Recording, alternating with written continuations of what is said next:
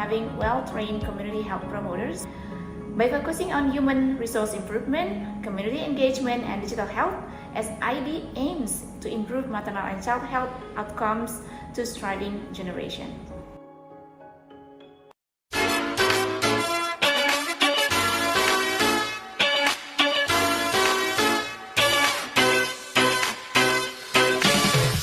It was a very fun event because I learned a lot about how to communicate the research. The sensei are very kind, very mindful, and also gives me more perspective about the scientific method.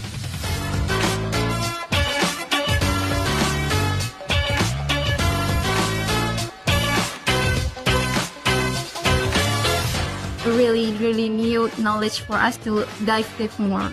From this dojo, I can learn how to do a public speaking, so it was really fun and interesting.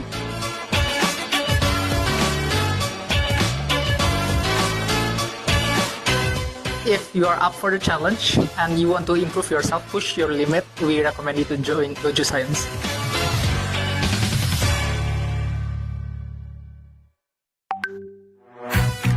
It is a really good platform to grow, to develop our research idea. For me, this event is revolutionary because we as a scientist can meet with a lot of people from different fields that we can connect. I gained so much knowledge, so much skills, and so much experience from this event. I think this is the very good start if you want to embark your journey in doing research. It was a remarkable event. And for us, we met a lot of young scientists and people from all over Indonesia that we would never ever dream of to connect with if not for this event.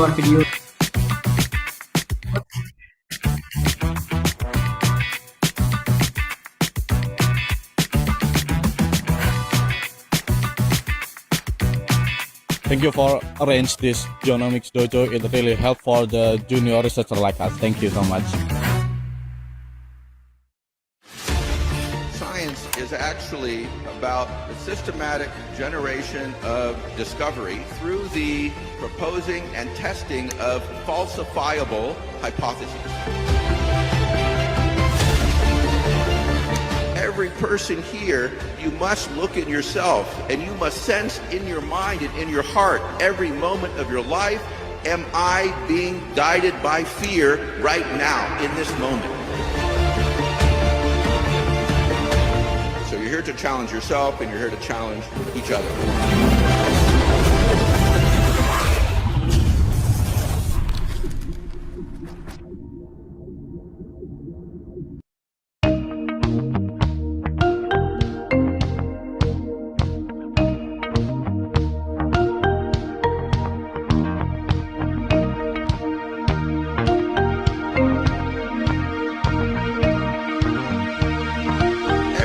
Person here, you must look at yourself and you must sense in your mind and in your heart every moment of your life, am I being guided by fear right now in this moment? We should to learn, especially in this field research, how to do how to do critical thinking, how to, as I said, time management. This event maybe come to annual event because for the public health, for the professional researchers or the amateur researchers can join in this event.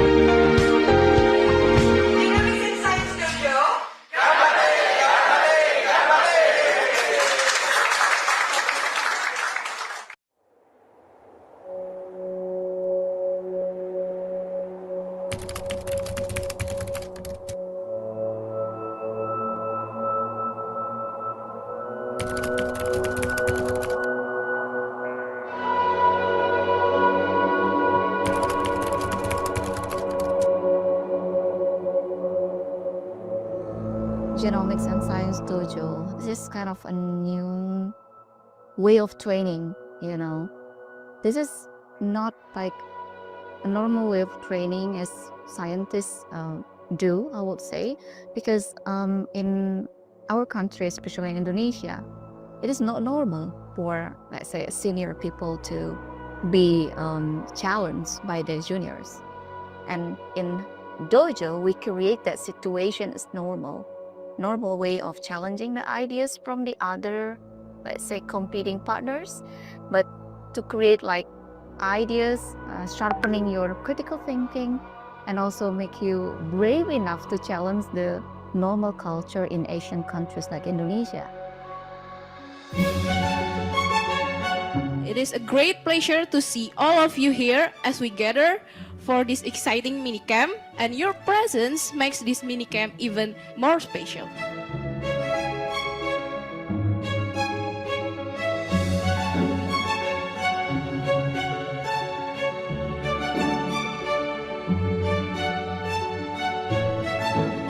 Genomics and Science Dojo is organized by the Summit Institute Development (SID) in collaboration with GSI Lab and the Oxford University Clinical Research Unit in Indonesia.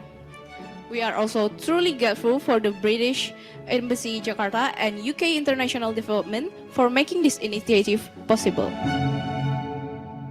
So we started to share what kind of changes that they want to focus on, especially in this dojo.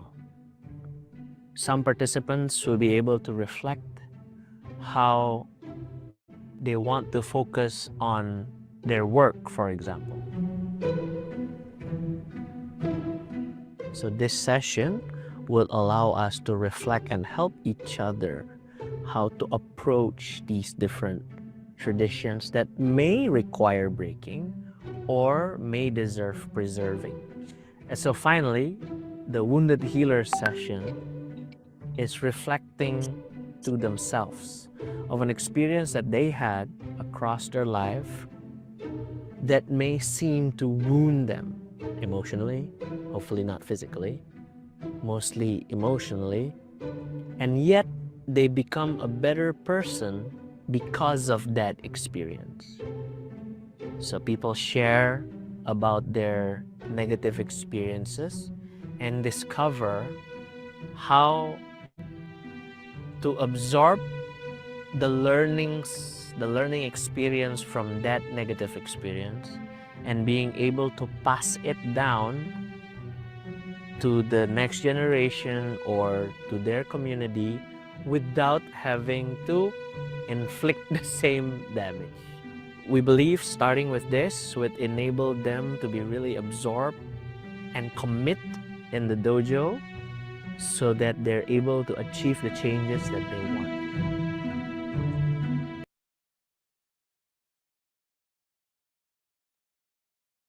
Hello everyone. Good afternoon. Welcome to today's webinar. We will begin shortly, and while we're waiting, kindly ensure that your audio is mute and your internet connection is stable. For all participants, please note that the webinar will be conducted in English, and if you have any question during the presentation, just write it down on the chat box.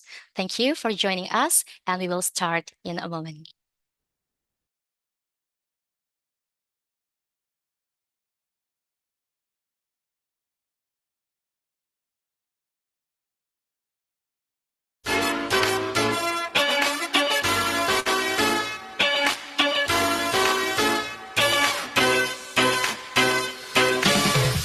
It was a very fun event because I learned a lot about how to communicate the research. The sensei are very kind, very mindful, and also gives me more perspective about the scientific method.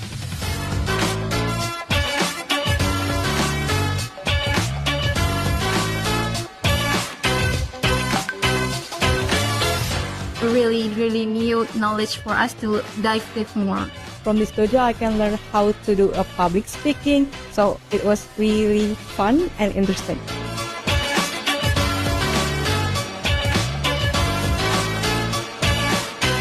If you are up for the challenge and you want to improve yourself, push your limit, we recommend you to join DOJO Science.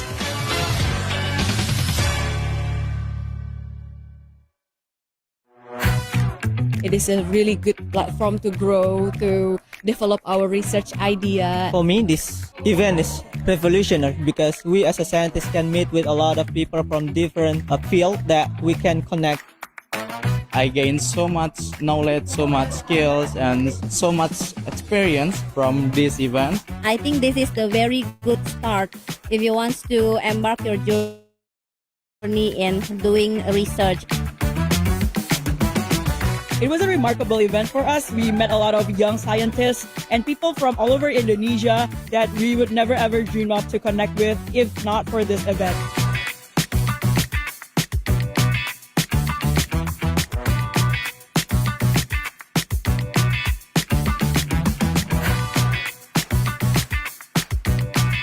Thank you for arrange this genomics dojo. It really helped for the junior researcher like us. Thank you so much. Science is actually about the systematic generation of discovery through the proposing and testing of falsifiable hypotheses. Every person here, you must look at yourself and you must sense in your mind and in your heart every moment of your life, am I being guided by fear right now in this moment? So you're here to challenge yourself and you're here to challenge each other.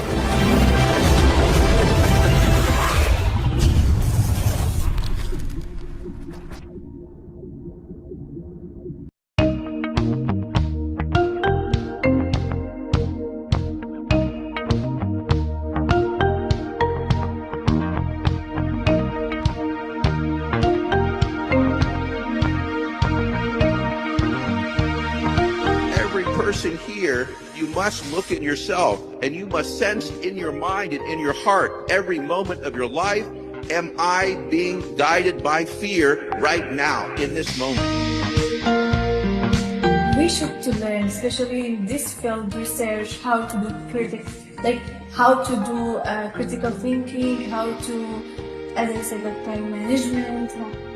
This event maybe come to annual event because for the public health, for the professional researchers or the amateur researchers can join in this event.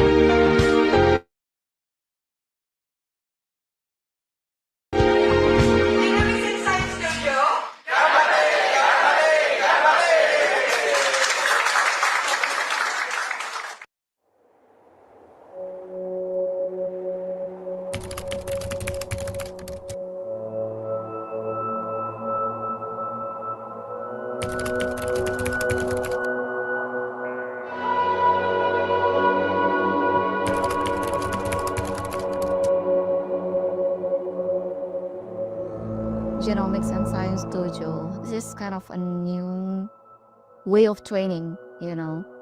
This is not like a normal way of training as scientists do, I would say, because in our country, especially in Indonesia, it is not normal for, let's say, senior people to be challenged by their juniors. And in dojo, we create that situation as normal way of challenging the ideas from the other, let's say, competing partners, but to create like ideas, sharpening your critical thinking, and also make you brave enough to challenge the normal culture in Asian countries like Indonesia. It is a great pleasure to see all of you here as we gather for this exciting minicamp, and your presence makes this minicamp even more special.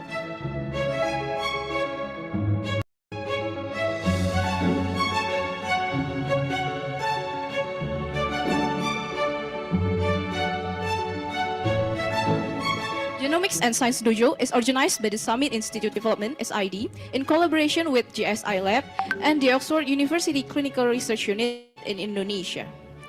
We are also truly grateful for the British Embassy Jakarta and UK International Development for making this initiative possible. So we started to share what kind of changes that they want to focus on, especially in this dojo. Some participants will be able to reflect how they want to focus on their work, for example. So this session will allow us to reflect and help each other how to approach these different traditions that may require breaking or may deserve preserving. And so finally, the Wounded Healer session is reflecting to themselves of an experience that they had across their life that may seem to wound them emotionally, hopefully not physically, mostly emotionally, and yet they become a better person because of that experience. So people share about their negative experiences and discover how to absorb the learning experience from that negative experience and being able to pass it down to the next generation or to their community without having to inflict the same damage. We believe starting with this would enable them to be really absorbed and commit in the dojo so that they're able to achieve the changes that they want.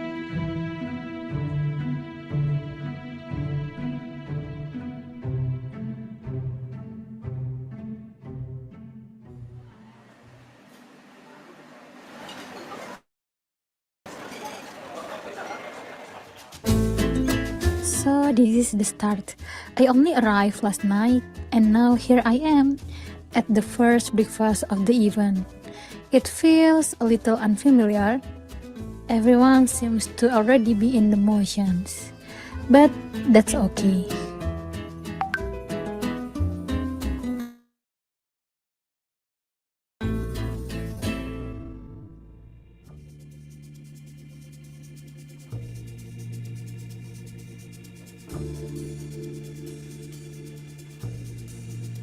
Alright, let me get this work out of the way first.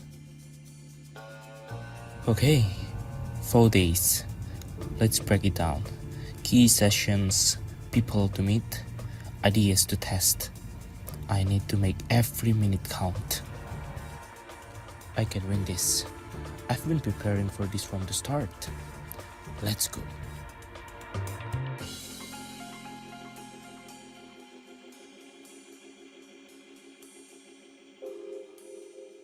You are directly challenging each other, right? You have a certain amount of time, you present your thing, you challenge the ideas of the other person, etc. But in Shinjitsu Ninja, it's a bit different. For the Shinjitsu Ninja, as you have heard the explanation before, you will be faced to several obstacles. So now we're going to ask you to run this obstacle course to become a Shinjitsu Ninja. So you all here are the ones, the first in the world, this afternoon, in this moment, to do these.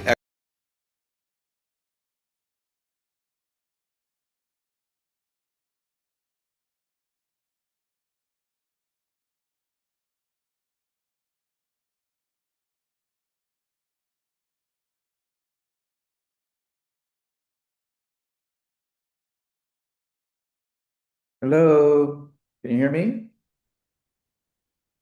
Yes, yes, we hear you. Great. Hi, Okay, everyone.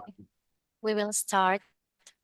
All right. Good afternoon, everyone. Good afternoon, distinguished guests, respected speakers, partners, and all participants.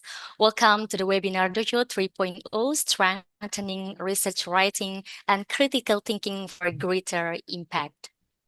My name is Alpha Septiana from Summit Institute for Development, and I will be your master of ceremony for today's event. We are delighted to have you with us today in this important webinar, which will introduce the DOJO program, share success stories, and provide information on the registration process for DOJO 3.0. This webinar is organized by the Summit Institute for Development, or SID, in collaboration with OKU Indonesia and GSI Lab, with the generous support from the British Embassy, Jakarta. Before we begin, allow me to share a few notes. there are next one is please keep your microphone mute throughout the session. Second one is you may submit question anytime through the chat box. Third one, each session will have its own Q&A session, so please stay until the end of each session. And the last one is the session is being recorded for documentation purposes. Before we begin, allow me to introduce our today's speakers. First one is Ibu Yuni Dwi Setiawati as a CEO of Summit Institute for Development, in this case represented by Ibu Lia Rosida as a Chief Operating Officer. Ibu Lia, are you here? Yes, thank you, Alpha. Yeah, thank you for joining us in this webinar, Julia. And the second one is Julia Takahashi Robertson, Health Advisor and Head of Health Team from British Embassy, Jakarta. Julia, are you here?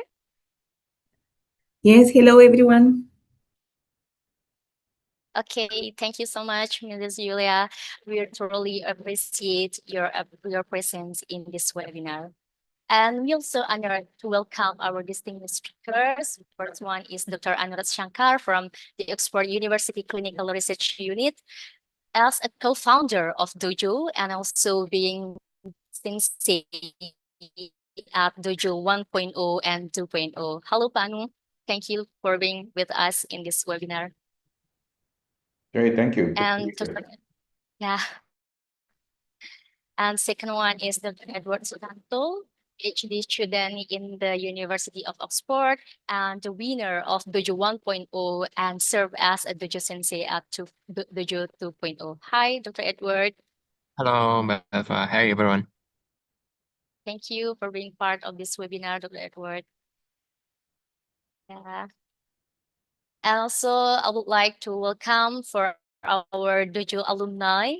There is Nuha Amir Al-Akbari from University of 11 Maret, the winner of Grand Tournament Dojo 2.0, and also Mbak Nurmalita Hartiana Kusuma Wardani from Summit Institute for Development, the winner of Mini Tournament Dojo 2.0 Cycle 1. Hi, guys. Thank you for joining us in this webinar. Hello, Mbak. Thank you very much. All right. Yes, thank you, Mbak Nuha. And before we begin, I kindly ask all participants to turn on your cameras as we will be taking a group photo session. Please take on your cameras and please help us for Team Comms to take a picture together. Okay, I'll smile for 3, 2, 1. Okay, maybe for the next slide. Smile. 1, 2, 3. Okay, thank you so much, guys. All right, without any further ado, let us begin our first welcoming remarks. We are honored to hear welcoming remarks from Ibu Yuni Dwi Setiawati, our CEO of the Summit Institute for Development, and in this case, will represented by Ibu Lia Rosida as a Chief Operating Officer of Summit Institute for Development. For Ibu Lia, the time and screen are yours. Okay, thank you very much, Alpha. Good afternoon, ladies and gentlemen. Assalamualaikum warahmatullahi wabarakatuh. Our distinguished partners from British Embassy Jakarta, Miss Julia Robertson, and also our distinguished consortium members from Oxford Indonesia, Dr. Anwar Shankar, and also from GSI Lab, Dr. Ariel, and also the team, and also our sensei, Dr. Edward, as well as our beloved alumni, which alumni Mbak Nuha and also Mbak Nurman will be presenting today. And of course, all the participants, the enthusiastic participants from various institutions across Indonesia. Welcome to DOJO 3 official launch webinar. And we're very happy and honored to welcome you in this session. So first and foremost, we would like to express our gratitude and also appreciation to Miss Julia Robertson from the British Embassy for the continued support and also trust to our organization, Summit Institute for Development. And together with our co-founder of this very important initiative from Okro Indonesia and also from GSI Lab, that through these collaborations, we believe that we could further strengthen the ecosystem of the researchers and scientists in Indonesia within the field of genomics and biomedical science. So building up from our earlier Dojo 1 and also 2, the successful of Dojo 1 and 2, we have already trained around 200 scientists and researchers. And also within this 200, 80% of them have already shown and demonstrated the improvement in terms of knowledge and skills, especially in this research scientific writing skill and other soft skill like critical thinking and so on and so forth. And 30 of them have been supported to access the publication, especially in scientific journals article. And also 8 of them have already successful to publish in Q1 impactful journal, and the rest are still on ongoing processes. And in addition to that, we have already supported also numbers of participants to attend the international conferences in order to give them exposure toward global research communities. And within this Dojo 3, so and in this sessions, we are going to hear more about what is Dojo actually and what is the philosophy of Dojo, because Dojo is not only about this short-term mini camp or not only the short-term this workshop, but also Dojo is more than that. It nurtures critical thinking. It nurtures also personal empowerment of the researchers and also improve the writing excellence as well as integrity, that to create not only high impactful manuscript for impactful journal, but also toward the community well-being as well. So we are very happy to welcome you in this session. So we believe that through this strengthened collaborations among Indonesian researchers in this Dojo 3, we can even create more greater impact. Especially, we want to make this Dojo 3 one step forward, especially in terms of the scalability of the Dojo in order to be adopted not only by Indonesian institutions, but even by the global institutions in the various stage. So we envision that the Dojo methodology could be even further strengthened so that it could be adopted globally to support researchers across global institutions. So wish you best of luck in these sessions and also for the applications later on. And let's strengthen the collaborations in order to support Indonesian researchers through this individual trade. Thank you so much and best of luck. Assalamualaikum warahmatullahi wabarakatuh. Over to you back, Alpha. Waalaikumsalam warahmatullahi wabarakatuh. Thank you, Wulia, for the inspiring welcome remarks and for highlighting the vision and commitment behind Dojo 3.0. And next, it is my great honor to invite Yulia Takahashi Robertson, Health Advisor and Head of Health Team from British Embassy Jakarta, to deliver the welcome remarks. For Mrs. Yulia, the time and screen are yours. Thank you very much. So, selamat siang para tamu kehormatan, para kolega, para mitra, dan seluruh peserta. Merupakan suatu kehormatan bagi saya untuk berada di sini bersama Anda. Pada peluncuran Genomics and Science Dojo 3, nama saya Julia Takahashi Robertson dan saya menjabat sebagai penasehat kesehatan di Kedutaan Bahasa Inggris di Jakarta. I'm not going to torture with my Bahasa Indonesian now. I'm going to carry on in English. First, allow me to extend our appreciation to the Summit Institute for Development, OCRU, GCSI Lab, the Faculty of Medicine University Indonesia, and all partners who continue to strengthen Indonesia's research ecosystem. The Dojo model already is a success history. Across Dojo 1 and 2, more than 150 researchers have been trained and over 30 manuscripts and scientific outputs have been produced. Dojo 3 builds on this momentum and takes it forward to a more institutional and strategic level. This launch comes at an exciting moment for Indonesia. The digital health the digital health strategy for 2025-2029 highlights the importance of data governance, digital health analytics, genomics capability, and evidence-based interventions. DOJO 3 equips researchers with the skills needed to analyze and publish rigorous scientific work that supports these national priorities and contributes to better health policies and services. It also continues directly to the National Health Master Plan, the Rencana Induk Bidang Kesehatan, particularly its vision for a transformed health workforce and a stronger research ecosystem. By deepening expertise in genomics, biomedical science, and research integrity, the DOJO is nurturing the next generation of Indonesian researchers who will help shape national scientific leadership in the years ahead. The program also aligns with Indonesia's pathways toward OECD accession, especially its commitment to open science, evidence-based policymaking, and high standards of research governance.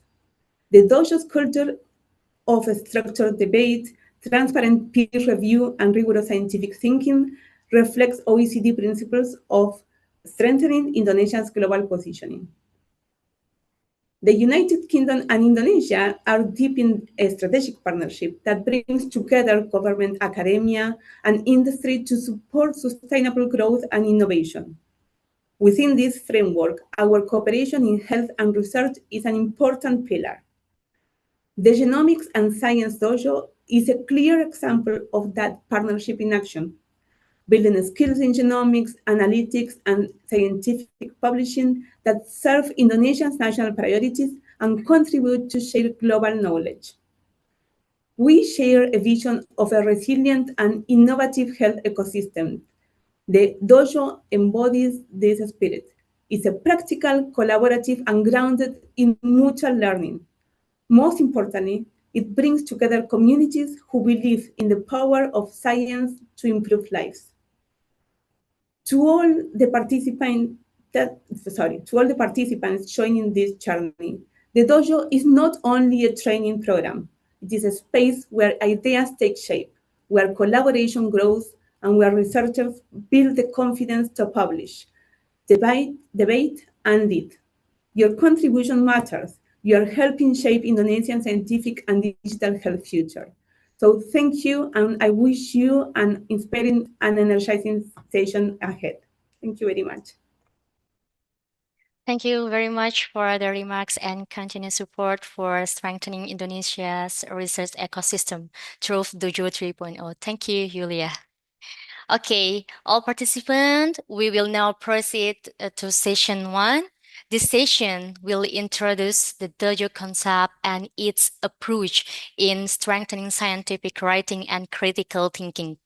And it's my pleasure to invite Dr. Anurat Shankar from Oxford University Clinical Research Unit as a co-founder of Dojo and also as a sensei at Dojo 1 and Dojo 2.0. And for all participants, if you have any question during the presentation, please feel free to write it down on the chat box, and we will discuss your question on the Q&A session. And for Dr. Anuraj, the time and screen are yours. Great. Thank you so much for that wonderful opening to the dojo. And thank you so much, everyone, for being here, and especially to Julia at the British Embassy. Thank you so much for all your encouragement on this work, support for this, innovations on this, and enabling this to happen. So I would like to talk a little bit, introduce you all to the dojo. What was the journey to the dojo, in fact? So this is martial arts for research. So it's not karate or judo, it's martial arts for research. And so that's what the dojo is about. So how did this actually happen? So go to the next slide. So this is kind of the exercise of how we often think about doing research. And this is a nice little chart actually created by Dr. Ariel Pradipta, who's one of the senseis as well. So he points out that often we think of doing research and we're taught in the classroom that these are the different concepts. You have an idea, you do the proposal, preparation, and so forth. And if you go to the next slide, you can see that, as I said, this is thought to be sort of a sequential approach of how people create science, right? That you have your idea, proposal, you do your preparation, you do the research process, you get your data, step 5, you make your report and you publish it. But the reality really is in the next slide. So go to the next slide. It's more like this, where you might have an idea, you'll do the proposal, you do your preparation, maybe you do the process, you're doing science, and you realize, oh my goodness, this scientific approach I'm using doesn't work. The analysis technique I'm using, or collection of a blood specimen, or whatever the study is, it's not working. I can't do the original experiment or scientific approach I was originally planning on doing, not going to work. So you have to go back to the beginning and think, okay, I'm going to refine the idea or do something else. Or you might get to the point, step 5, where you're doing your analysis and you realize, wow, my data is, I did not collect the right data. So I have to really do the experiment again, for example. Or you might get to the point where you're writing the report and you realize I have to make some changes. So all of these, sort of this real process of science, all of these things I'm sure many of you here have experienced. Now, it's actually a normal thing to have challenges at various different stages of doing the research. The key, however, is to be able to openly debate and take a very strong critical thinking approach to each step at a time. So when you create the idea, that there's actually other persons there that are very open to challenging you, and you're very open to share that idea. Now, in many countries, many parts of the world, depending on the education system, students may or may not be encouraged to ask questions, may not be encouraged to challenge the teacher or the professor. So in those situations, this idea of open discussion or debate, that this is not encouraged. So in that sort of an environment, the best science can never emerge, right? Because science is about being wrong. So even in the basic idea of science, it's proposing of falsifiable hypotheses, right? So the framework of creating scientific knowledge and discovery is through the process of being wrong, in fact, right? So that's the thing to observe. So real science occurs when there's open discussion of ideas, criticism of these ideas, and being able to check each step that you're doing, your idea to your proposal to preparation, processes, data analysis. At each of these, very strong challenge to these. So you yourself are challenging your own ideas, each step, your own analysis, you're challenging, and other people are doing that too. And you're providing that criticism and challenge to others. So it's through that process that, in fact, great science emerges. Without that, great science does not emerge, right? Because it means your quality only depends on yourself. And and that quality usually will never be as good as the quality that comes out of several different persons working in concert. So this is really the origin of the idea. So of the idea of creating the dojo as a place, a safe place for scientific criticism and challenge. Just like when you go to a karate dojo, you're supposed to learn how to fight. You're supposed to do that, and you're supposed to have sparring matches. So that same thing is true for scientific approaches as well. So let's go to the next slide to sort of highlight more some of the challenges.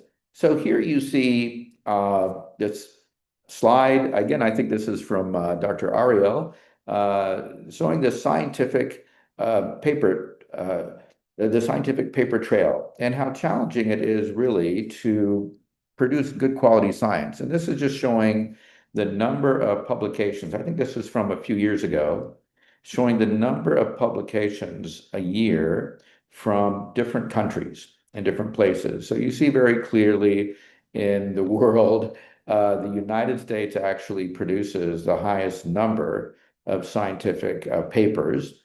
And this is followed by the second biggest is actually China. And China has grown very rapidly in scientific output. In fact, if we look at the trajectory of China, very huge increase. So they've had a very sort of successful, I would say, development of their scientific thinking, scientific infrastructure over the last 30 years or 40 years. But you can see here sort of other countries, United Kingdom, Germany, France, several of these are coming up. But Indonesia does not feature as a major scientific contributor. And as many of you know, Indonesia is the fourth most populous country in the world, after India, China, and the United States. Then it's Indonesia. But you can see the scientific output from Indonesia is far below what you would expect. And there's many different reasons for that, but we're here to try to change that. So the purpose of the dojo is to create high quality papers. So why is this high quality important? So let's go to the next slide. So this high quality is very important because in addition to these more and more papers being published, in some ways, there is in fact more scrutiny of papers and of scientific knowledge and information. So in fact, some papers get retracted. And recently, in fact, this is from 2023, but I think in 2024 and 2025, they were even higher, the number of papers that were retracted. So this means a paper was published, ended up being criticized or shown to be not accurate, or something was wrong with it. And in fact, it ended up being retracted. So although there's been a big explosion in additional papers being published, in fact, more are being retracted. And last year, as some of you may recall as well, there was the first time the publishing of this index that's called the Scientific Integrity Index. And you can all Google this, and I think it's called the Scientific Integrity Index. And this gave a score to many different institutions in the world who were publishing papers, mostly universities. And on that list, unfortunately, there were several top universities in Indonesia that were on the list, ranking high in low research integrity, right? So again, this is underscoring the fact that it is very important here that we can focus on producing very high quality science. And all of you here on this call today, and all of you interested in joining this Genomics and Science dojo, you're all really taking part in improving scientific quality in Indonesia in a very fast way. So thank you all for being here today for that. So let's look a little bit more closely. Next slide, about what this dojo is about. So it's called the Genomics and Science Dojo. So this is the origin of it. And the origin of it, in fact, was around the idea that there had been a lot of investments during the COVID pandemic in genomics in Indonesia. But the output of that in terms of information was not as much as was hoped. So this Genomics and Science Dojo was created. And one of the reasons was because genomics is sort of a new field, not really new, but new in the standpoint of use for public health or control of a pandemic, sort of new in that context, that we needed more training of persons, taking a more critical thinking approach, sort of a hands-on approach to thinking about how genomics could be very important. So this is how we originally decided to pursue this. And interestingly enough, there were this sort of grew out of a analysis and writing series of workshops that I used to conduct. I still conduct occasionally in different countries where persons would bring their own data that they had collected if they'd done a research project. So they would attend the workshop, bring their own data, and they would have to analyze that and produce a paper out of that. And in that, we had these, I had a team of around 12 persons that would assist in the workshops for that. So two of these persons were from Brazil. And both of these guys were trained in Brazilian jiu-jitsu, which is a martial art. So one guy's name is Felipe Argolo. The other one's name is Daniel Fattori. So we were just discussing about what we could do to improve scientific training, and we came up with this idea that, hey, maybe we could do sort of a intellectual combat sport, a mental combat sport, mental martial arts. And so really those two other scientists here in Indonesia, Professor Rina Agustina, Dr. Aryo Pradipta, and others came together and formulated this idea, how we could create this critical thinking and a way of challenging each other in this safe space. So that was really how the genomics and science DOJO idea emerged. And we wanted to focus on some very specific skill sets. So go to the next slide. So these specific skill sets were things that we saw that many scientists had not received enough training on. Okay, so we came up with this idea of creating this combat sport that we call shinjitsu. And shinjitsu in Japanese means the pursuit of the path of truth. Okay, so because we realized through the science, you're trying to get to the truth, and you need a method, a pathway to achieve that. So these three key things that we realized we needed to focus on were how to integrate knowledge and critical thinking.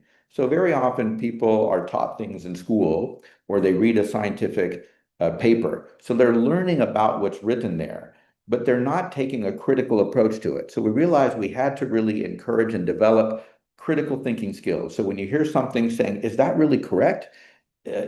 Show me why that is correct. So really challenging everything. So that was the first key part of skill set, trying to train people in this Shinjitsu approach. What is the critical thinking? The next one is positive psychology and empowerment. Because very often people don't want to challenge an idea because they're concerned maybe their challenge, they will be wrong. And they will feel sad and depressed and embarrassed that I challenged something, but I was wrong. But again, like I said, being wrong is a normal process in life. It's a normal process of science. It's a normal process of achieving something successful, right? You'll always hear someone is successful. They always tell you stories about all the failures that they had, right? So you have to stay positive. So this positive psychology and personal empowerment is very important. So you need the critical thinking, and you got to learn psychosocially how to stay positive, how to challenge something. Don't give up. Don't be shy. Don't be scared, right? Don't be ruled by being afraid. Be ruled by thinking what's something great that can happen, okay? Then the last one is that often people don't hear about is what is persuasive language? How do you make your point? What's the way to say that? Or if someone challenges you, how to defend that, right? So these are some of the key things in the Shinjitsu that we try to promote for everyone, and how to practice that in a safe space. So next slide. So as I said, we have these new ways of training in the DOJO approach.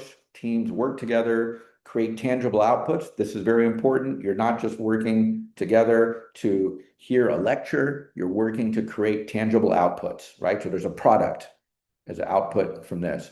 Directly enhancing your core skills and acquiring additional skills. It's a lot of work, very hands-on.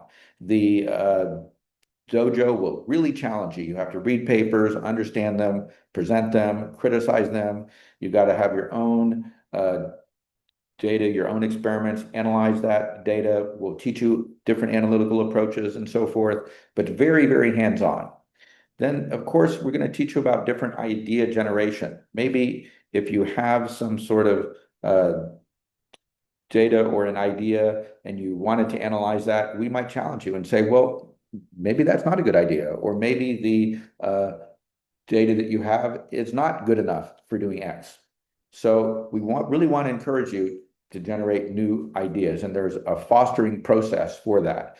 And of course, last is really encouraging high quality publications. Now, it's mentioned it started as genomics. It's still called the Genomics and Science Dojo, but it's not limited to genomics. It's limited. There's no limitation. It's broad science now, right? The dojo has expanded beyond genomics. It's all biomedical sciences, public health sciences. Anyone and everyone doing any kind of science is eligible to apply and join the dojo. So I encourage all of you to don't be shy. Please apply. It's great that you're here today. And we look forward to seeing you all apply. And there will be a selection process, but I hope certainly many of you will be successful. So I want to end on a few inspirational ideas. Next slide. So many of you may have seen this movie, Ratatouille. This Ratatouille Tips for Success.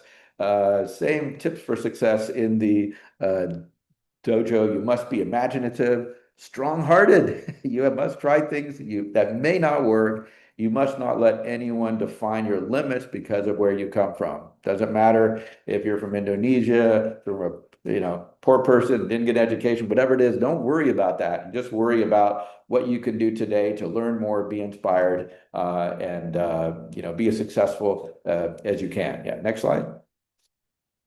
And likewise, from the same Ratatouille movie, what I say is true. Anyone can cook, but only the fearless can be great. So this is a key component of the dojo, your participation. Leave your fear outside the door of the dojo.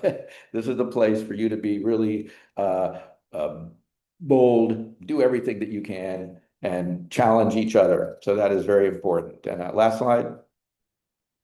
So yes, you can do it. Keep it up. You will be successful. You can be the best. And we look forward to seeing your applications and seeing you in the dojo. So thank you so much. And over to you, Elfa. Okay, thank you so much for the presentation. And now for our participants, if you have any comment or question from panel session, just feel free to write it down your question on the chat box, or feel free to raise your hand and directly deliver your question. Any question?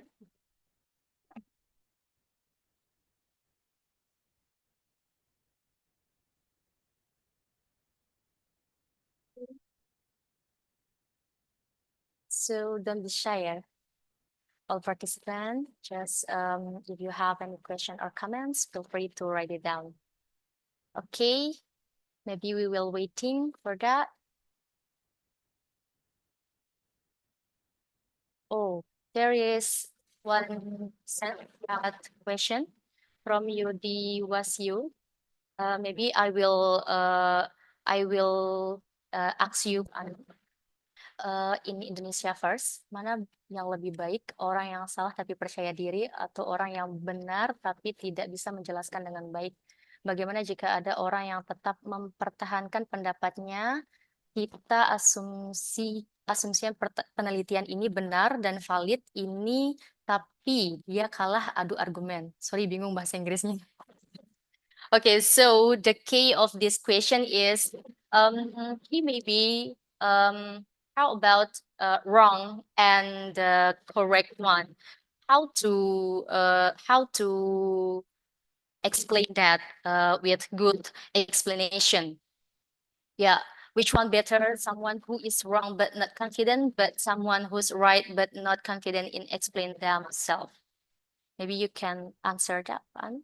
Yeah, sure. Very good question. So this is a common thing many people experience, that you have a certain idea, you feel like you know this is correct, but you have difficulty explaining that, or you're afraid. You're afraid to present or defend this idea because you're thinking maybe you'll be wrong.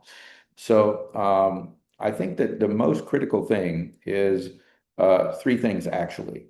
Number one, that you really spend the time into understanding whatever that idea is, or whatever the challenge that you might have is. So whatever your own idea is, really spend the time challenging yourself and understanding that. The first person to criticize your work should be you. You yourself should be the first one to say, I think this is wrong. There's something wrong with what I'm doing. Let me read more about it. Let me ask other people about it. So in that process, you develop the confidence, the private confidence, to feel that you're a master. You're a master of what you have done. And there's a lot of work and effort into that. So the number one teacher in your life is yourself. It's not somebody else. Number one teacher in your life is you. And so that's very important, number one. So the second part is that that's very important is you need to practice. You need to practice the challenging of someone, some idea, either challenging your own idea or another person's idea, through having a discussion or a debate of some sort. So whenever you have the opportunity, you actually are engaging on this and asking people, hey, I have this idea, this is what I'm thinking. Is this wrong? Or you tell the other person, no, I think your idea is not correct. So that person, they might say, no, I'm right. Here's why I'm correct. So then in that moment, you might think, well, I don't know what to say. Maybe they are right or not. I don't know. But then you don't give up then. You go home, you start looking up stuff on the web, reading other papers and so forth, and you start learning more about that. Now you might challenge that same person again, or challenge another person on the same idea, right? So you're never sort of giving up, right? You're continuing to probe and explore, and you're using this questioning as a way of being able to learn more about it. And you're not worried about being wrong. You're not worried about feeling bad about being wrong, right? It's only a pathway to learn more, right? So that's the second thing that's very important. The third thing is formalizing what you're thinking, actually. And what I mean by formalizing it is writing it down, right? So this is why writing a paper becomes extremely important. It's not just about, oh, I can write something, but when you have to think about something carefully, to write it down so it's clear, it makes a big difference, because it helps you yourself clarify your thinking. So it has to be clear enough to be written on paper, and you can practice that. So these are really, I think, the key things I would advise you. First, don't worry about being wrong. Go through, feel comfortable, challenging persons, learn what you're doing deeply, take a deep dive on your own stuff. Next thing is, have other people challenge you, you challenge them. Keep doing that. Third thing, write it down. Practice writing things down. So that's what I would advise you. Go for those three things. And if you join the dojo, you will learn those three things. Right. Okay, thank you so much, Pak Anun. So the conclusion is, don't be afraid to ask question or comments, because in the dojo also we are trained to be brave, right, Dr. Anu? Yes. Yeah. Absolutely. Okay, any comments? Other participants? Question? If no, maybe we can move to the next session. Okay. Great. Thank you. Awesome. Okay, thank you so much, Dr. Anurag Shankar. All right. Thank you for the very insightful session from Pak Anurag. And now we're gonna move to the second session, and we will now proceed with Dr. Edward Sutanto, with topic writing challenge experience as a dojo mentor or sensei. Dr. Edward is a student PhD student at the University of Oxford and the winner of Dojo 1.0 and also Dojo Sensei 2.0. And again, for all participants, if you have any question or comments, just feel free to write it down to the chat box, and we will answer your question or comments during the Q&A session. And for the the time and screen are yours. Okay, thank you, Mbak Eva. Is my voice audible and can you see my screen? Yes, clear. Okay. Yep. Okay. So good afternoon, everyone. So today I'll be chatting with you about writing challenges experience as the dojo mentor. But before that, just a couple of introduction in terms of this talk. So I'm a third year PhD student at the University of Oxford. Particularly, my research is on hepatitis B. So I'm very passionate about public health, infectious disease research. Some of my previous research also looks at tobacco control. I do have a long history for the Genomic Science Dojo too. So in the Genomic Science Dojo 1, I was a participant. So a lot of you might be interested to join the Genomic Science Dojo 3.0 as a participant too. So I have been in your position. I did also win the Genomic Science Dojo tournament at the first iteration too. And then at the last year, the 2.0 version or the second year, I attended the Genomic Science Dojo again as a mentor or as a sensei.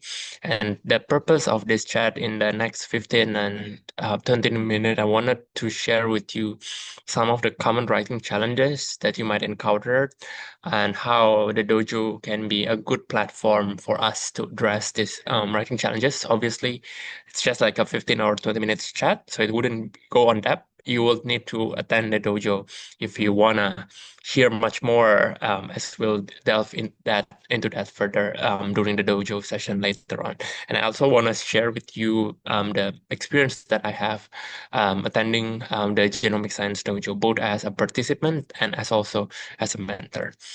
So in terms of the writing challenges, and this is probably one of the reasons why you're interested in joining the Genomic Science Dojo 3.0, I do want to set some information first that scientific writing is very different in comparison to other kind of writing, such as you writing a post in Facebook, in LinkedIn, in social media, or you as writing an popular article so it get published as an opinion piece in Kompas or JakartaPost.com. So why does it feel different? It's different because scientific writing is evidence-driven, not opinion-driven, and therefore every sentences that you will write in your article, in your conference proceedings, in your poster, in the poster presentation for a conference, for example, need to be driven by evidence, so it's factual. And therefore, the claims within each of the sentence must be precise, so there's no ambiguity or there's no fakeness, and defensible because it's being supported by facts. And also feel different because generally in scientific writing, the structure is constrained. So in both in like a poster, in a grant proposal, or in a journal article, you will notice that generally it follows the IMRAD or introduction, methods, results, discussion. Sometimes you can have conclusions depending on the journal requirement. So it's definitely not free form like you're writing a novel or you're writing like an article post for a newspaper. It's definitely much more rigid, and you are supposed to follow these kind of structures in order for the readers to have a much more clarity when they are reading your scientific paper. Because scientific paper is very complex. It's much harder, generally much harder to read a scientific writing compared to a popular article or a popular writing, and therefore we need to make sure that it's much as possible, it's easy for the reader to read your paper. And therefore, because of this, logics matter more than style in scientific writing. You want to make sure that instead of making your scientific writing sounds prosy or flowery or poetic. It's not about that. It's about making sure that every of your claims have a certain logic behind it and are defensible because they're supported by facts. So what are some common misconceptions about it? Some people might perceive that only native English speakers write well. That is not the case. There's a lot of, as you can see, there's not a lot of publication that are written not by scientific native English speakers. It can be us from Indonesian. It can also be from people from other countries that use English as a foreign language or as a second language. Again, your mastery of an English language cannot necessarily be your only barrier in terms of scientific writing. There's also issues on sometimes you need to make sure that your writing is clear, and therefore it means oversimplification. I think what's important right now, and we're moving way towards the scientific writing, where we use much more simple verb vocabulary instead of like a sentence that are very hard to understand even for like an even for a native speaker. So as you can see, if you read an articles and then as a layperson you're not able to understand it, that's also a good indicator that that paper is not being written well, because we're moving to a trend where even our scientific writing is utilizing a very simple language instead of utilizing difficult vocabulary. Also, there's also a common misconception where people usually only write when they finish their analysis. That's not the case. As Panu mentioned just now, the whole research process is, well, ideally it flows from left to right. Most of the time, it's not like that. So most of the time it's actually you can start writing even when you're doing your analysis or data collection. So you can start writing your introduction even when the data collection process is still ongoing. And lastly, you might also thinking, oh, because the data that I collected is good, then it should speak for itself. But it's important to put that good data into the words, and that's itself is a skill, and therefore you also need to package your good data comprehensively and persuasively in order for people to be able to understand, and in order for the journal editor to think that this is a good data worth publishing in an article. So these are some common writing challenges, and this will be address individually later on with you and your sensei later on, or your mentor later on, when you sign up for the dojo. So some of the common challenges that we encounter generally, especially for a student or for early career researchers, is that you guys do not know where to start. So it's quite overwhelming usually to start with a blank page, and then there's usually uncertainty with the structure and expectations, or there's a fear of starting in the wrong way. So it's important that for these common writing challenges, we do have tips in order for you to address it. But in terms of like being overwhelmed and with a blank page is something that you need to recognize that at one point you do need to start, and then we can talk about further how best we start when you're writing a paper. The second challenges that you will commonly encounter is that you do not know how to tell an effective story. It's also important that to realize when you're writing a journal article or you're doing a poster presentation, you're not necessarily only presenting the data, but you're packaging it into a story. And therefore, it's important that yours do more like a storytelling for a scientific audience. And if you do not have a clear story to tell, it's very difficult then for the audience to engage and to read your paper, or to have an idea of your presentation in a conference later on. Other issues that sometimes also occurs is when the figures and the text are telling different stories, so readers are confused which one is telling the truth. And other times there's also a lot of researchers that are write the result descriptively without necessarily any interpretation of the data itself. So that's also another challenges that you guys will commonly encounter. Lastly, there's also another writing challenges, including for me that I encountered, is that a lot of us sometimes just doesn't have time to write. So we usually treat writing as a low priority task, and therefore it just keep getting postponed when there's a new commitment coming up, and then there's inconsistent writing habits too. So these are like quick practical tips for you to address those writing challenges that we just identified. So number one, you would use the structured outline. So IMRAT is introduction, methods, result, and discussion before a full draft itself. And it's fine for you to jump when writing from one section to another. You can definitely start from method section first, or you can want to start from the introduction first. That is perfectly fine. There is generally not one way of you need to start from the introduction. For example, if you completed your analysis already and you have the results, some people actually prefer to write the result first and then write the method section, then write the introduction and the discussion. But either way, if you follow these structured outlines, then you start no longer with a blank page. You always already have some structured outlines that where you can fill its sections further. In terms of the story technique, also you can do storyboarding technique across sections. So from the introduction up until the discussion later on, you need to sort of graph what are the kind of story or the kind of point that you would tell in each section, because it's very important that your introduction, result, methods, result, and discussion later on flow with a red thread in it, as in like there's an underlying commonality that ties this together. Sometimes we do see a lot of researcher where they're saying A in the introduction, and suddenly they're saying B in the method section, and suddenly they're reporting C at the result section.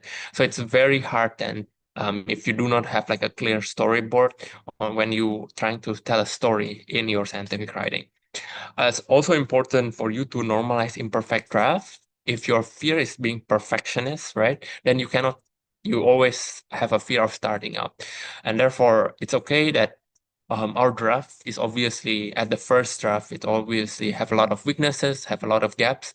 And that's why it's important for us to share that draft to our co-authors for their feedback.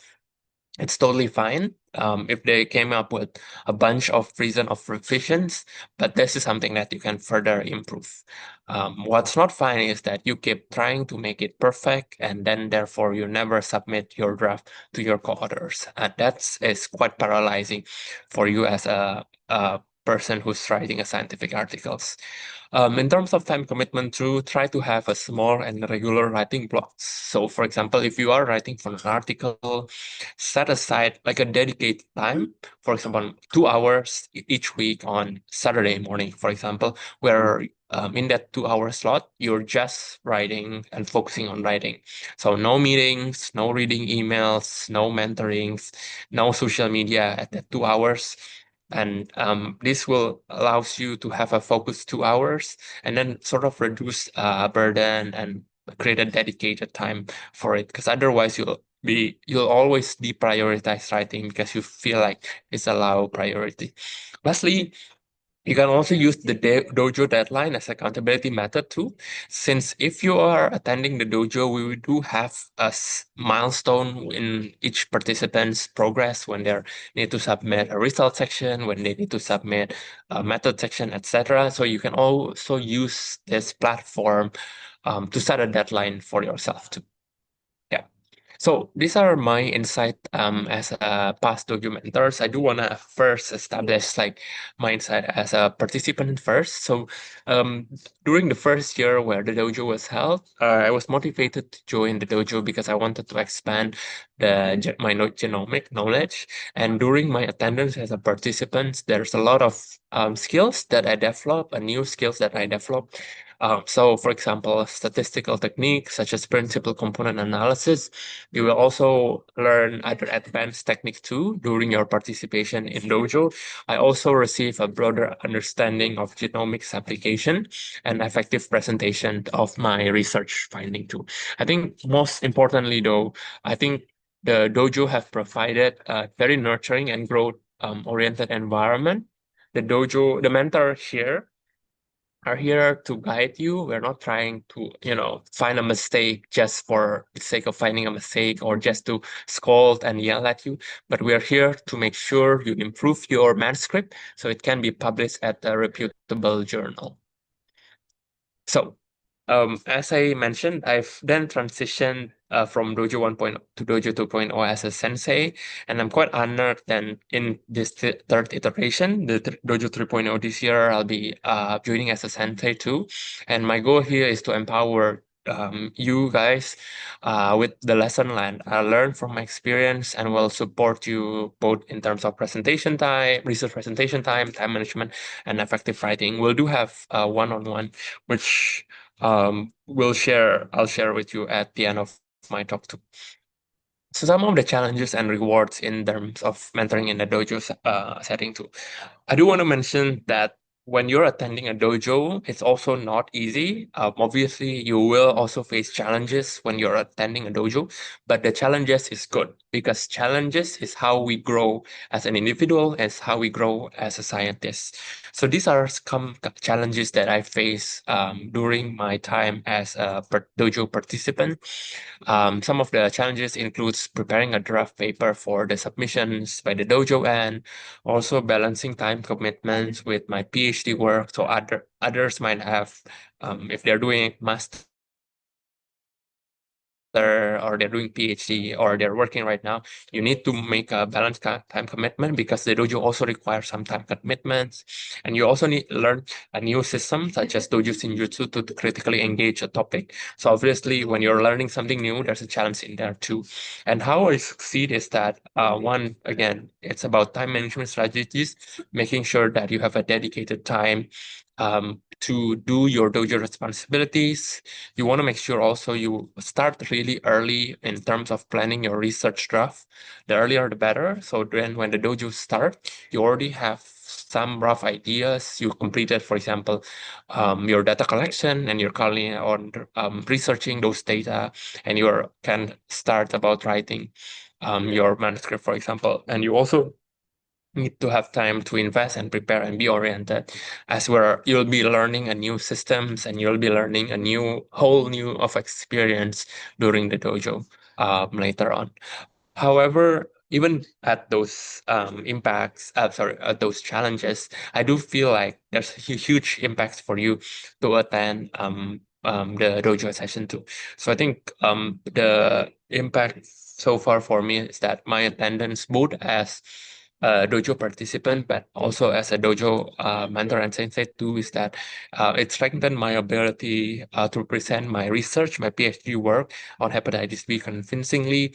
I also gained valuable connection with partners, as you'll see that you'll be meeting people from other institutions, from university, from brain. There are maybe other from think tank or research institute. So these are opportunities for you to network. If you guys have same commonality in terms of research teams or research topic, that's also again a good way to expand your collaboration and peer network too. And it's also has been very impactful for my personal capacity for ongoing PhD research and also later on when I become a lecturer or like an academician, the sensei experience is also an experience for me to teach too.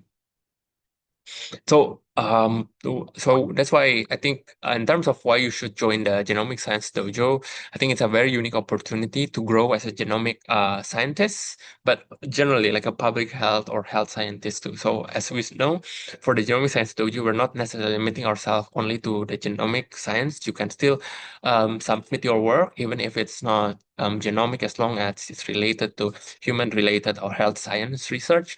You can also build professional network, gain practical research experience, learn to present research effectively, and submit publication with support too. As you see, one of the barriers right now as an Indonesian scientist is usually that when we submit our manuscript for a journal, there's article processing charge where if in order to make it open source or open publication, we need to pay like $2,000, $1,000, which is the cost can be very prohibitive, and the dojo can support in paying you that article processing charge. So that's also one of the benefit once you attended the genomic science dojo. So this is my last section in terms of providing you some insight of how we as a sensei will guide the participant through the learning process during the dojo. So our role here is to guide you, facilitate you, and act as your accountability partner. That's mean to say that you will follow the timeline and the milestone for the dojo when you need to submit your poster, when you need to submit your first draft, when you need to submit your paper for a conference or for a journal article. And in order to do that, generally, we'll be guiding your writing journeys, both in terms of providing a guidance in the structure and the expectation of scientific paper. We'll give you feedback of your draft manuscript. Later on, we can tell you that even though the dojo can, sensei or dojo mentor can provide you feedback, there's no obligation at all for you to add us as a co-authors. It's just later on you need to have an acknowledgement that the Genomic Science Dojo supported by the British Embassy have supported the creation of this manuscript. But the co-authors, it's still you as the team. We will also advise the team in terms of the alignment of the dojo timeline, as I mentioned, as accountability partners.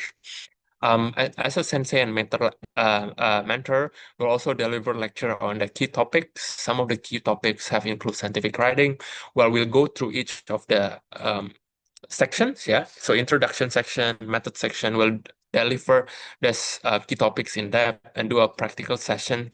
Well, then you'll be able to practice to how to write in each of the section. There'll also be a genomic knowledge and more like a general development as a scientist there's also will be a mental exercise in addition to more like this academic exercise too. In addition, your mentor will also facilitate the Dojo Shinjutsu tournament. We will act as a coach to so you guys can consult with us in team study or strength and weaknesses and provide moral support during rounds. And these methods can be conducted through a formal coaching session set up by the committee, informal coaching session, or coordination through email or WhatsApp.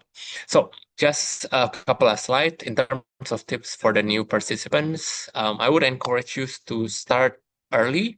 So if you already have a draft paper from day one, that would increase your success as a dojo participants because therefore it sort of streamlined the whole writing process. You already have your data. You might be working on your data analysis already, but then that's something that your sensei can support you further. I will also want to encourage you to embrace the feedbacks and the challenges that you might encounter during the dojo. Your sensei is there to provide you with insight to refine your work. Again, we're not here to yell at you to why is your work is not satisfactory, etc. But take it as a constructive feedback in order for you to improve.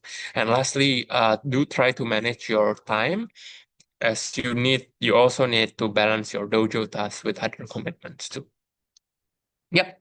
So just some final thoughts. I think my journey so far from being a participant in the dojo, winning the tournament, and then later on as a dojo sensei in the 2.0, and actually mentored the team, Nuha, who also won the genomic science dojo tournament at 2.0, has been very impactful for me. So I would encourage you to take on this genomic science dojo 3.0 challenges and unlock your writing and research potential. Thank you. Thank you so much, Dr. Edward, for a very insightful presentation. And now we're gonna move to the next session, Q&A session. Again, for all participants, if you have any question, just feel free to raise your hand or just write it down on the chat box. Okay, there are one question from Mbak Endang Ruliati. Could you share how you initially became interested in scientific writing? Coming from an HR background, I'm always amazed by people who have a passion for research and science, especially those who are able to produce scientific publication. Right? Maybe you can answer directly, Dr. Edward. Yeah, sure. So, very good question. I think, in terms of how I become initially interested in scientific writing was during my master degree. When I did my MPH training, I was exposed with sort of how research is about and why it's very important. Beforehand, I was trained as a doctor, and there wasn't very in-depth explanation or training at all that sort of piqued my interest, or like how does it relates to what my practice is. But I realized that during my master's, all these clinical guidelines that are set up, those are from a research articles, right? So whether or not a doctor prescribe a medicine or whether or not a certain gene therapy is effective, and in order for it to be mass implemented in the society, or whether or not a certain tests have a high enough sensitivity or specificity in order for them to be valid, all of this information are there in a scientific writing. We need to publish it so everyone know. So that's how I become interested in scientific writing. In terms for other people, though, you might have different reasons why you're interested in scientific writing. And I think, as you mentioned, Mbak Endang, it's always the first step is always becoming interested in something. Then you can always learn further about it. I don't think there's necessarily a barrier. So being interested in something is already a start. So you have your own self-motivation to start learning about it. Okay, another question from Andi Lana. In this dojo, we focus on data analysis. So what if we don't have any data or draft yet? Can we use public data, or am I not eligible for this badge? Sure. I can answer that. Thank you, Andy. Later on, the dojo committee can also confirm this too. So, as I mentioned, generally, ideally, we want everyone to already have finished the data collection process by the time they started the dojo, because data collection process usually takes a longer time. So if you start to collect your data when the dojo start, what happened is that you wouldn't be able to finish in time. The dojo is only for several months, and in that several months, what we want is to focus in refining your data analysis and the scientific writing part. That being said, just because you don't have a primary data that you collected right now, that does not mean you're not eligible to join this batch. As you mentioned, you can use a public health data, for example, dataset from SKI 2023, dataset from BPJSK 1% data. All of these are publicly available data. You just need to request them through our government, and then they'll be able to share with you depending on your hypothesis too. So that's the first one. So you don't necessarily need to collect primary data. You can also use secondary data that's already available there. And generally, to access SKI data, BPJSK 1% data, and other data set that you might have too are relatively simple. The second one, that you can also do systematic review or meta-analysis. Those also doesn't require a primary data collection. And usually with that, you also can have a rapid process too in terms of data analysis too. Again, so there shouldn't be a barrier for you just because you don't have a primary data collection that you're not eligible for this batch. Yeah, that's from me. This probably is a good question later on, that the committee can clarify too. In terms of eligibility rules, we'll have a separate session later on by the committee.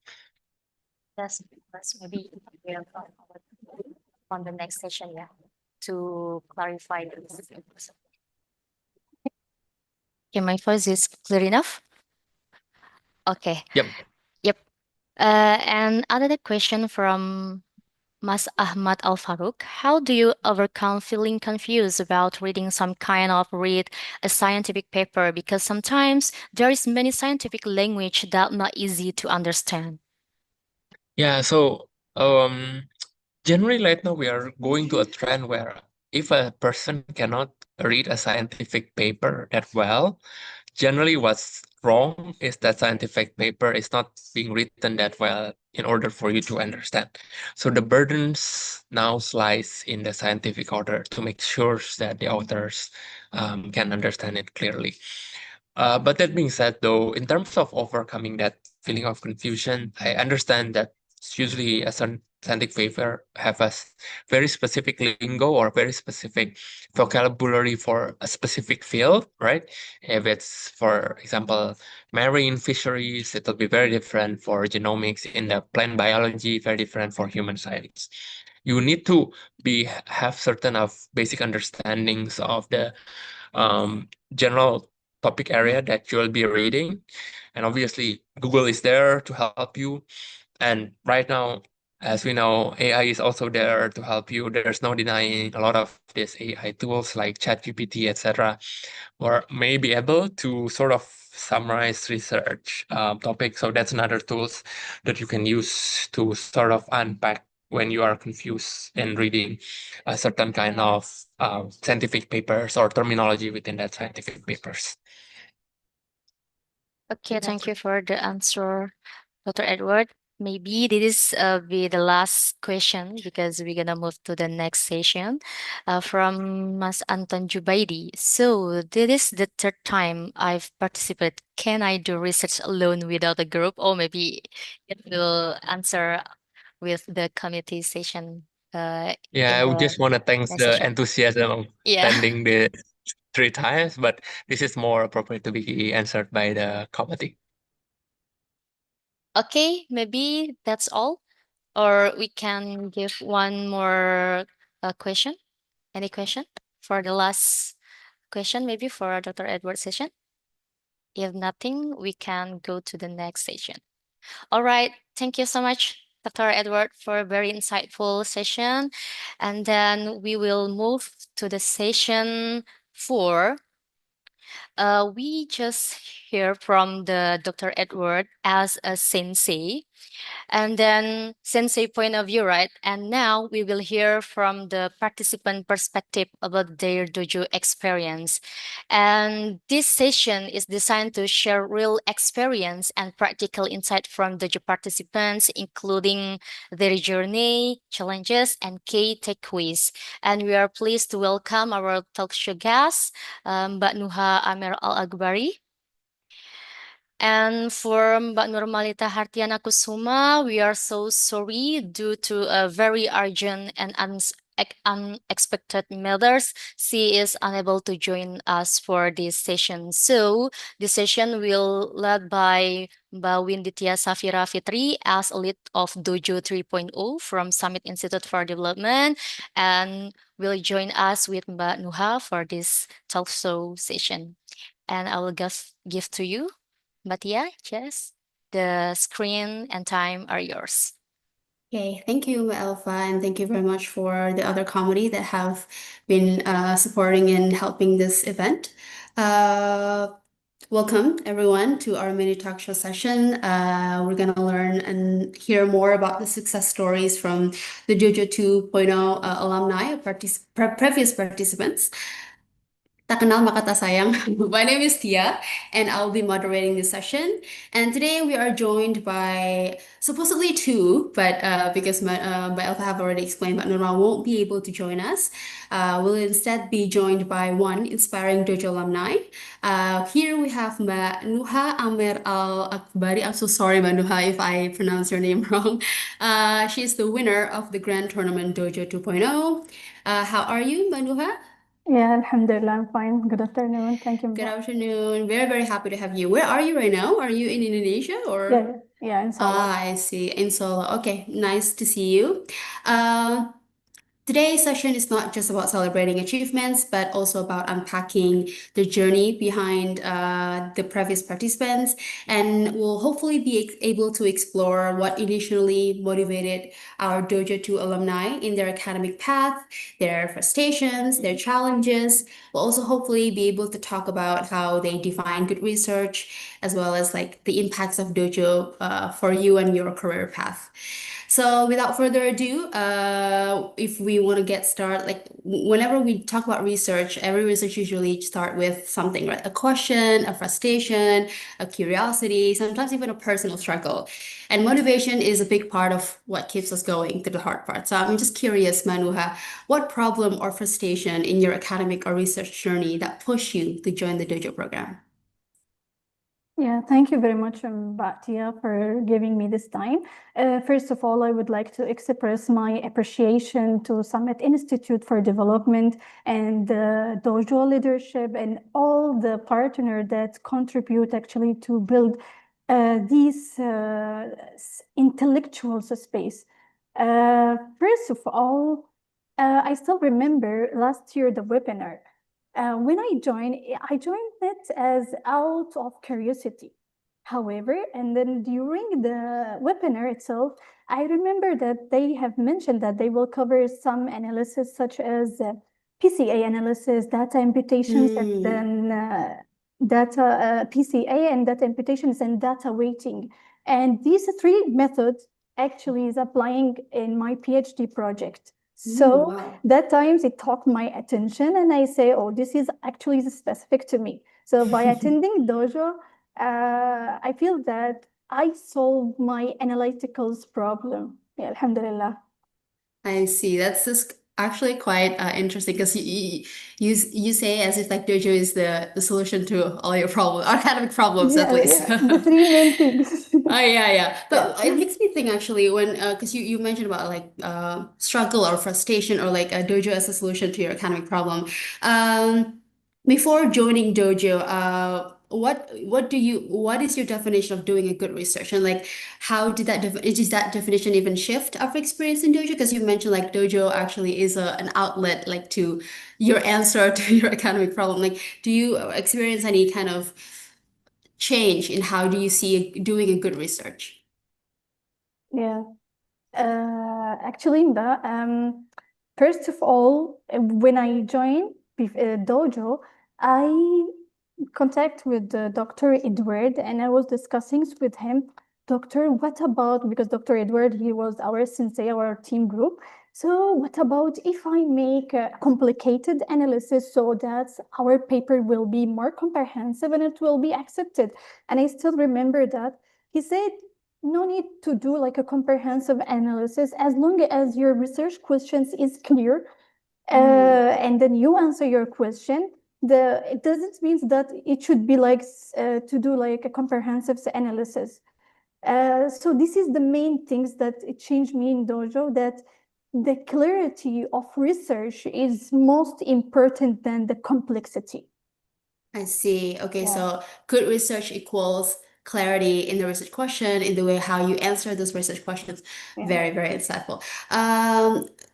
Speaking about your Dojo experience, I'm sure it's quite a long journey. It's several days and several weeks, and has debate, a lot of sparring activities as well. What do you think is the most challenging moment you faced during Dojo, and how did you overcome it? Especially like you're forced in a situation where you have to defend your ideas. Sometimes it gets tiring. Like, for example, for someone who's maybe not very good at public speaking or very shy or still kind of like, I'm starting out and I don't want to, what would be also your tips if you have any suggestions, like for people who are shy, like joining this, and how do you overcome those challenges as well?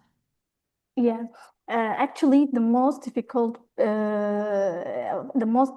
points for us is that during the debate session, because you should to think fast, respond logically, and stay calm. And the main things is that you should to give your message that you are working for research for 1 year almost, and you should to present your research within 3 minutes. So all these things is under pressure.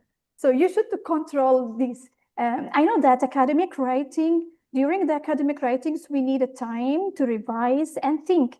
But in Dojo, you should to reply immediately. And what I get to know is that as long as you are not able to define your research not ready yet. I see. So Yeah. you have to be able to be quick on your feet, but Yes. also be nimble in like adapting to changes that happens within your research, but making sure that your research are still very clear, like Yeah. you're not losing directions within. Very interesting. I wanted to ask, you mentioned about like how Dojo kind of shift your, well, not shift, but also enhance your views and what is a good research, right? Is there you can share like one turning point or like one aha moment during Dojo that significantly change how you approach everything, like how you approach, in this case, like research and writing?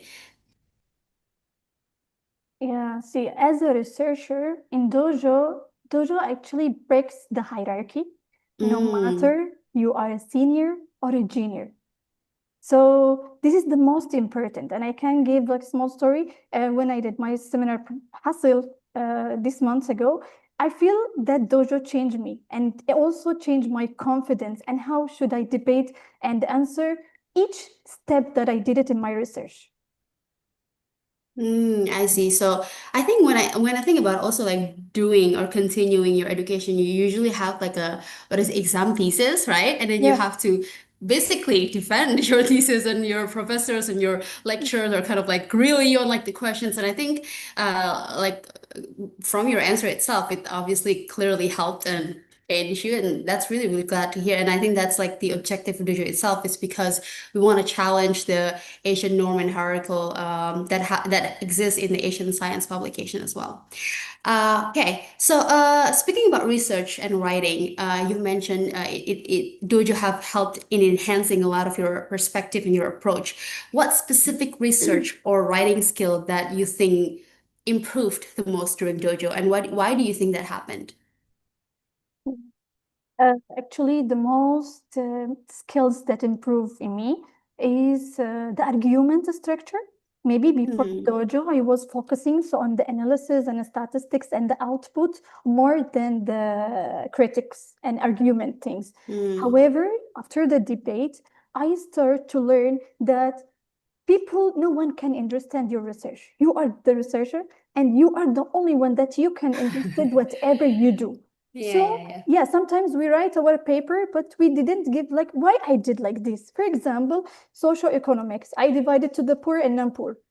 I get the question, why did you divide it to two categories? So as a researcher, I learned that asking myself why I did this, why I choose this cutoff points, why. So asking yourself why in each decisions that you make it helps to improve your research a lot.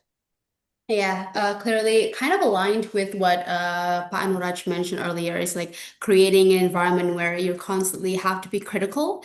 And I think like you've been taught, like you can be a great researcher as in like, oh, I've got the data, I've got the skill to analyze it, but like you're not really sure why you're doing it. Or maybe like it's good, but until someone pointed out like this is trash, or like this is why are you doing it like this, you're like, oh right, I didn't even think of that. So I can mostly summarize that Dojo really helped in terms of uh, provoking the critical thinking from the students, right? And that critical thinking mindset helps to produce better research as well.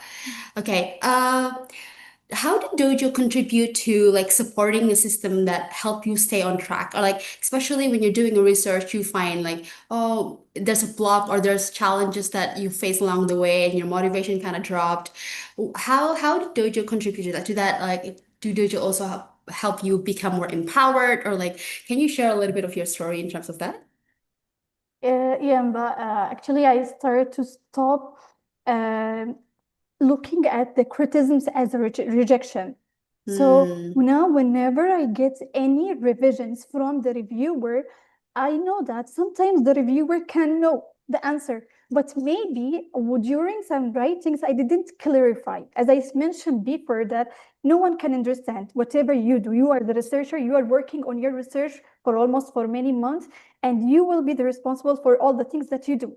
So yeah, so I mean that whenever they give me a revision, you should to go on two sides, either to revise if you are agree with that and you have a confidence, the evidence to convince the reviewer about that, or either to be humility and like to accept whatever they ask you for the revision. So the most important we should do to know and accept other criticism to refine our work and to make it more clearly for the reader.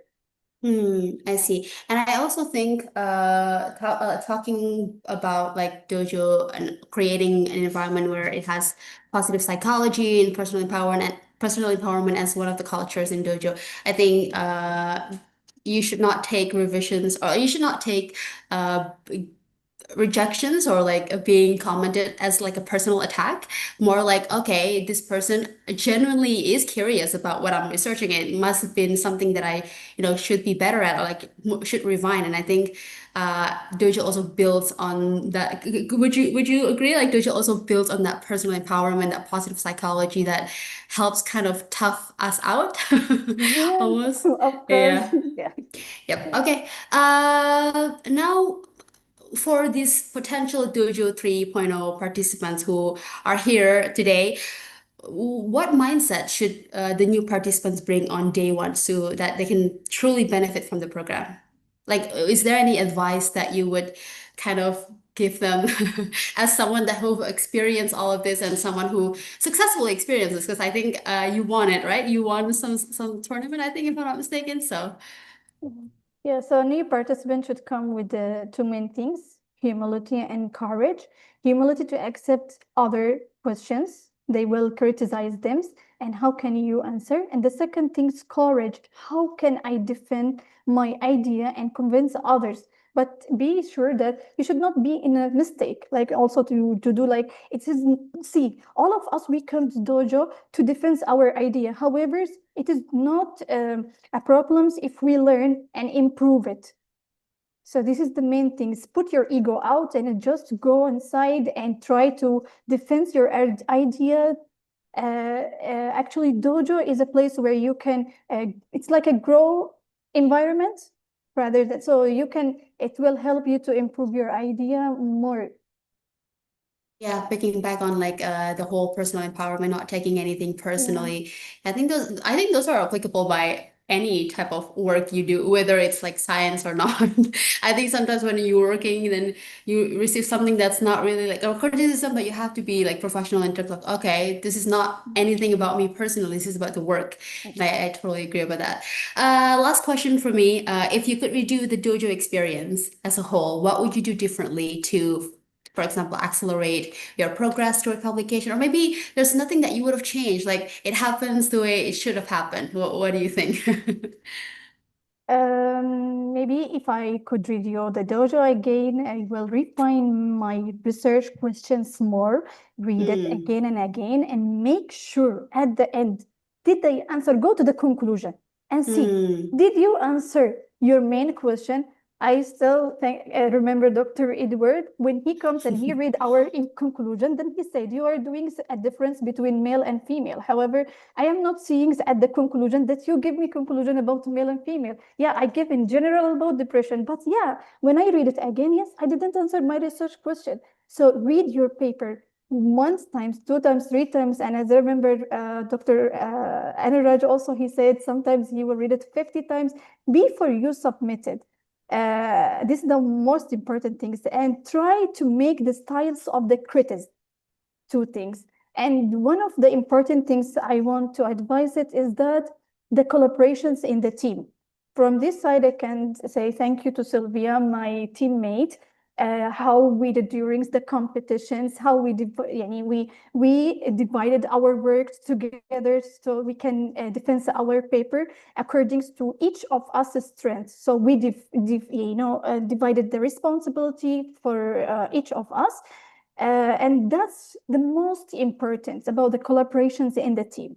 Yeah, thank you. I see. Thank you very much, Manuha. So you've like also shown that teamwork is very important. Maybe to answer, or like to piggyback on the question, like, can I apply alone? Well, I think the dojo activities is designed for you to have a teammate because you will rely on each other and you will divide the work. And teamwork is obviously also a skill that you've learned and you've enhanced from the dojo program as well. Thank you very much, Nuha, for your honest and inspiring sharing. Your stories show that dojo is not only about improving writing skills, but also about building resilience, building discipline and confidence as a researcher. So that pretty much concludes the mini talk show session. I think we'll now open the floor for a short Q&A. If participants have any questions, feel free to ask. We have Manuha to answer it as well. Okay, I think we have several questions here. First, from Ahmad Al Farouk. Would you want to ask your questions directly, or should I just read your question? I think it would be fine to read your question. Okay. Ahmad asked, how do you overcome feeling confused about reading some kind of... Wait, I think... Sorry, Wait, Matia, wait. it I was think, answered yeah. by Dr. Edward. Sorry, Maybe it's you already can answered answer already. the question from Pika Sofia. Ah, It's I related see. with Yeah. Nuha answer before. Hi all. I guess this kind of competition is very unique because it is kind of English debate, but in academic or research manner. Since this is a team of two, what is the role of each person? I mean, how you manage your team in the job description. Thank you. Oh, wait. I think did Dr. Edward answer that? Or maybe Manuha can also share your insight on it, like answer the question. Sorry, I get disconnected. Yeah, regarding to the Mbafika questions and how you manage your teams. And yeah, so let me tell you something. The most difficult things for me and my teammate Sylvia is that both of us from public health background, and we don't know about the genetics and RNA chromosome. It was hectic for us. So that's why I said collaborations is most important. That's why when you say dojo, I still remember the day that we spent during that weeks. We are not sleeping all the night. Just we are dividing all the papers and reading about each articles and what is the hidden and how can we ask the questions about some things we don't have a background about it. It was very difficult for us. However, also we divide some articles between me and her. She was reading one by one and then to explain it to me so that we can also understand whatever they will explain. So the main important things during, for example, during the critics, maybe if I saw we can divide the work, I can defend our project and she will ask a question. So we divide the works together. I hope that I answer your questions, Mbafika.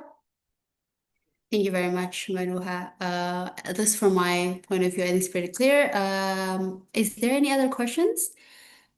You can drop them in the chat box or maybe ask directly as well. That would be fine. Okay, waiting. Okay, if there is no other question, Alpha, maybe we can continue or like close the session and then continue the next session. All right, thank you so much for the mini talk show from Batia and also Banuha. Thank you so much for the very insightful session. And now we're gonna move to the last session. This last session will tell us about the registration process and term and condition for Dojo 3.0. And may I invite again for Mbak Winditia Safira Fitri to deliver the presentation because you are is the lead of Dojo 3.0, and then maybe you can answer clearly about the question before from our participant too with this session. Okay, from Batia, time and screen are yours. Okay, thank you, Alpha. Is the operator team can help me in presenting the presentation? Yeah, just wait a minute. Okay.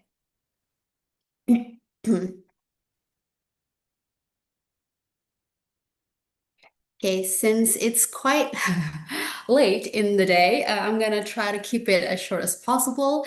And hopefully, if you have any questions about like the registration process, the eligibility criteria, or any kind of concern you have regarding a dojo, you can drop them in the chat box, or maybe we can discuss them in the question and answer session.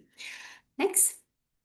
Okay, before I go into dojo program, we want to give a little acknowledgement again to the British Embassy as this program was funded by the UK International Development from the government of the UK. We would also like to thank our collaborators. Of course, I'm from Summit Institute of Development. We want to thank GSI Academy and also all crew, Oxford University Clinical Research Unit to collaborate with us on this. Next. Okay, just a little bit overview. I think you've all pretty much understand what DOJO program is.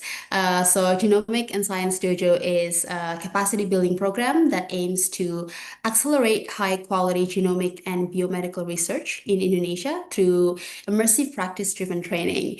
And this program also fosters critical thinking, intellectual debate, and innovation while also challenging the hierarchical norms in Asian scientific culture.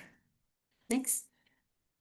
So we have 5 objectives for this Dojo 3. Number 1, of course, we want to strengthen Indonesian researchers, either scientific and analytical capabilities in bioinformatics, in critical thinking, as well as in scientific publishing. We also want to strengthen the link between research, policy, and clinical practice. And we also want to enhance publication and dissemination of high quality research outputs. Because this program also funded by the British Embassy, hopefully we can also enhance collaboration between Indonesian and UK institutions. And of course, in the long run, we hope to establish the Dojo model as a sustainable, globally accessible platform that facilitates ongoing scientific training. Next.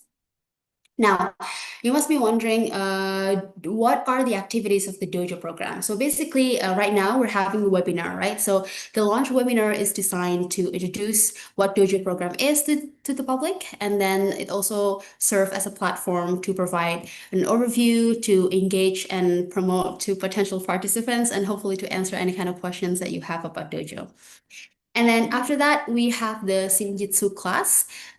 This, I think, if I'm not mistaken, is an online course. So it will be a 2-day online course before the offline sessions, and will include general lectures. It will talk about the orientation of the dojo mechanism, and then you can also have a mentorship session with the sensei. And then the third activity is a mini camp. The mini camp consists of 5 days, and this will be done offline in Jakarta. And it will talk about critical thinking, data analysis, and manuscript or policy brief development as well. This will be the main activity where you can kind of receive mentoring and work on your manuscript and receive any kind of materials. Yeah, next. And then we would have the mini tournament. So the mini tournament is essentially like a debate competitions where teams are going to be engaged in intellectual combat, and they would have to present and defend their ideas, and also again practice critical thinking and practice communication skills.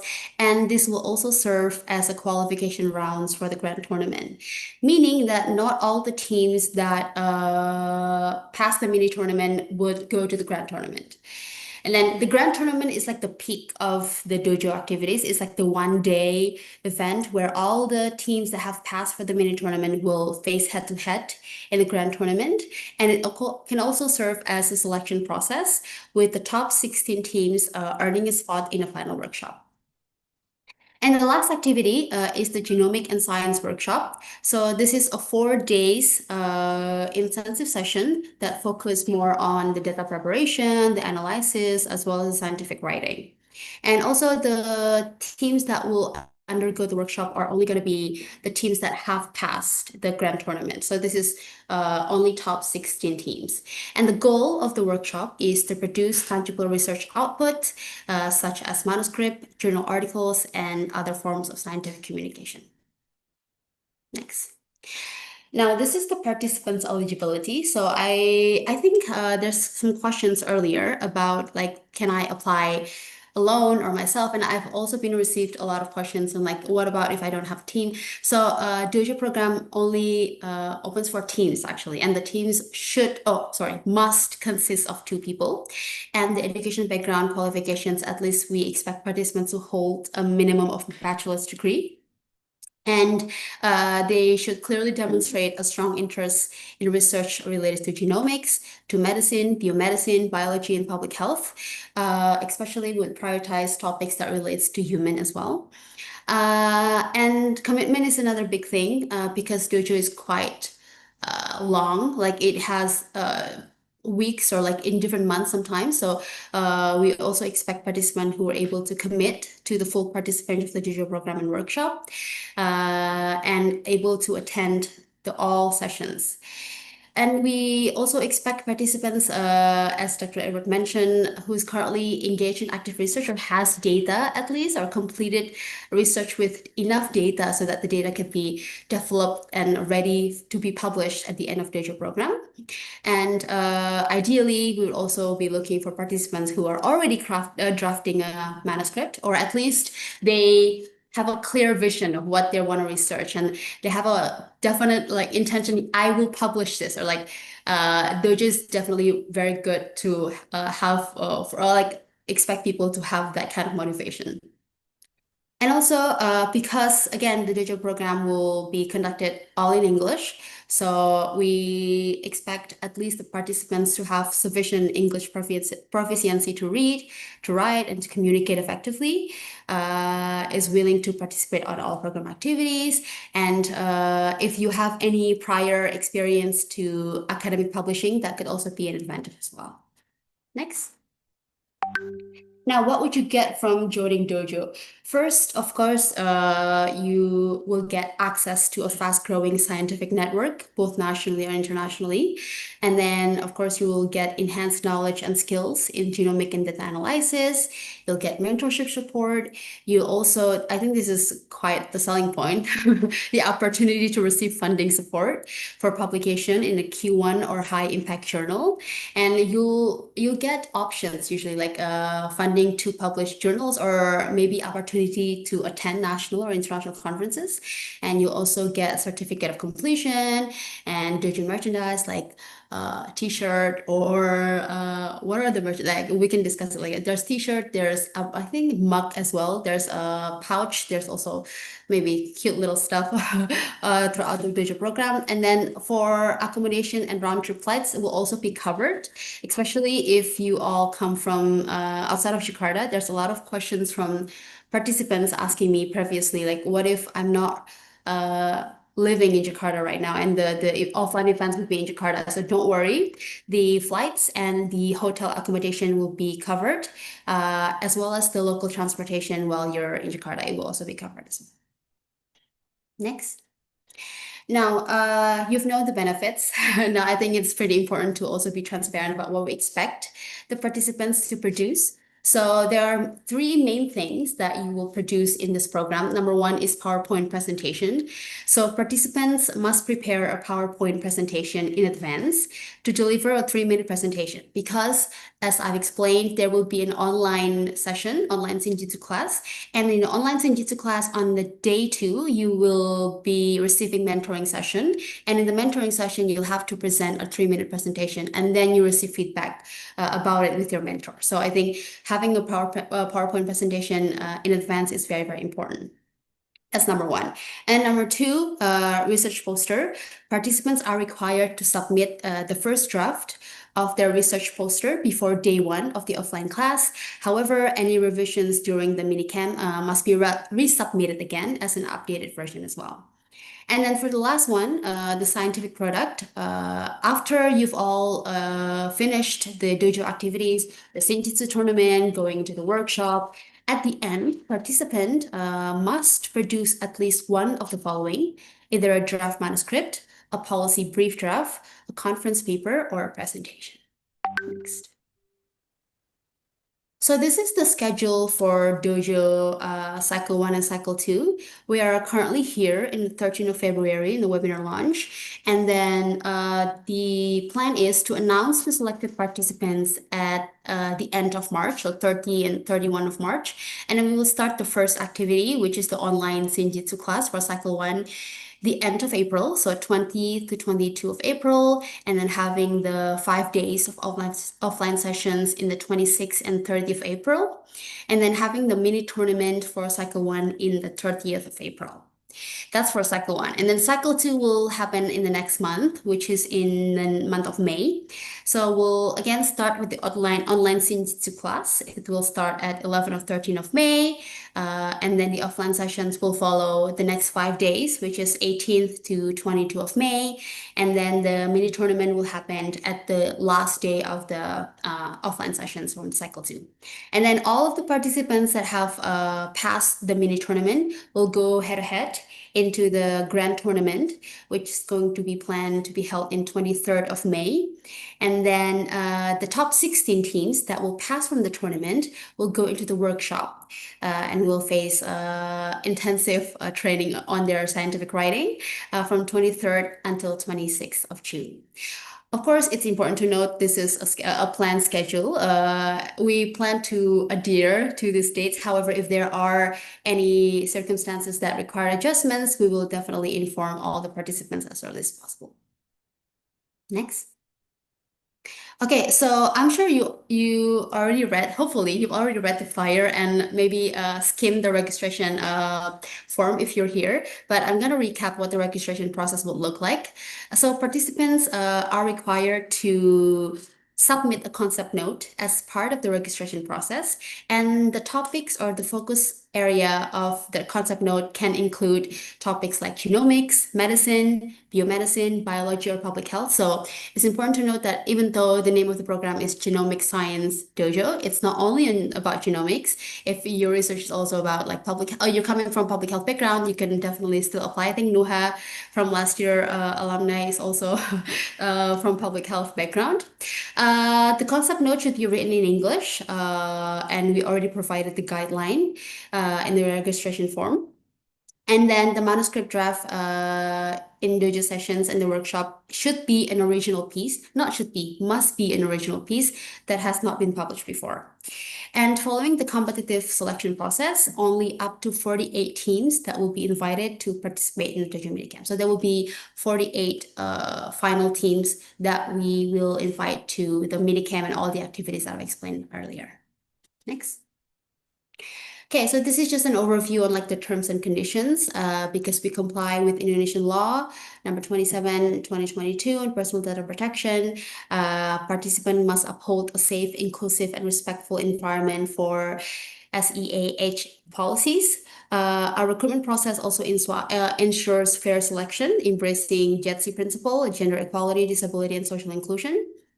Of course, we will also provide full privacy on the data. I'm sure there's a lot other questions asked to me before, like concerning about what if we have data and then will our data be safe? Yes, your data will be safe.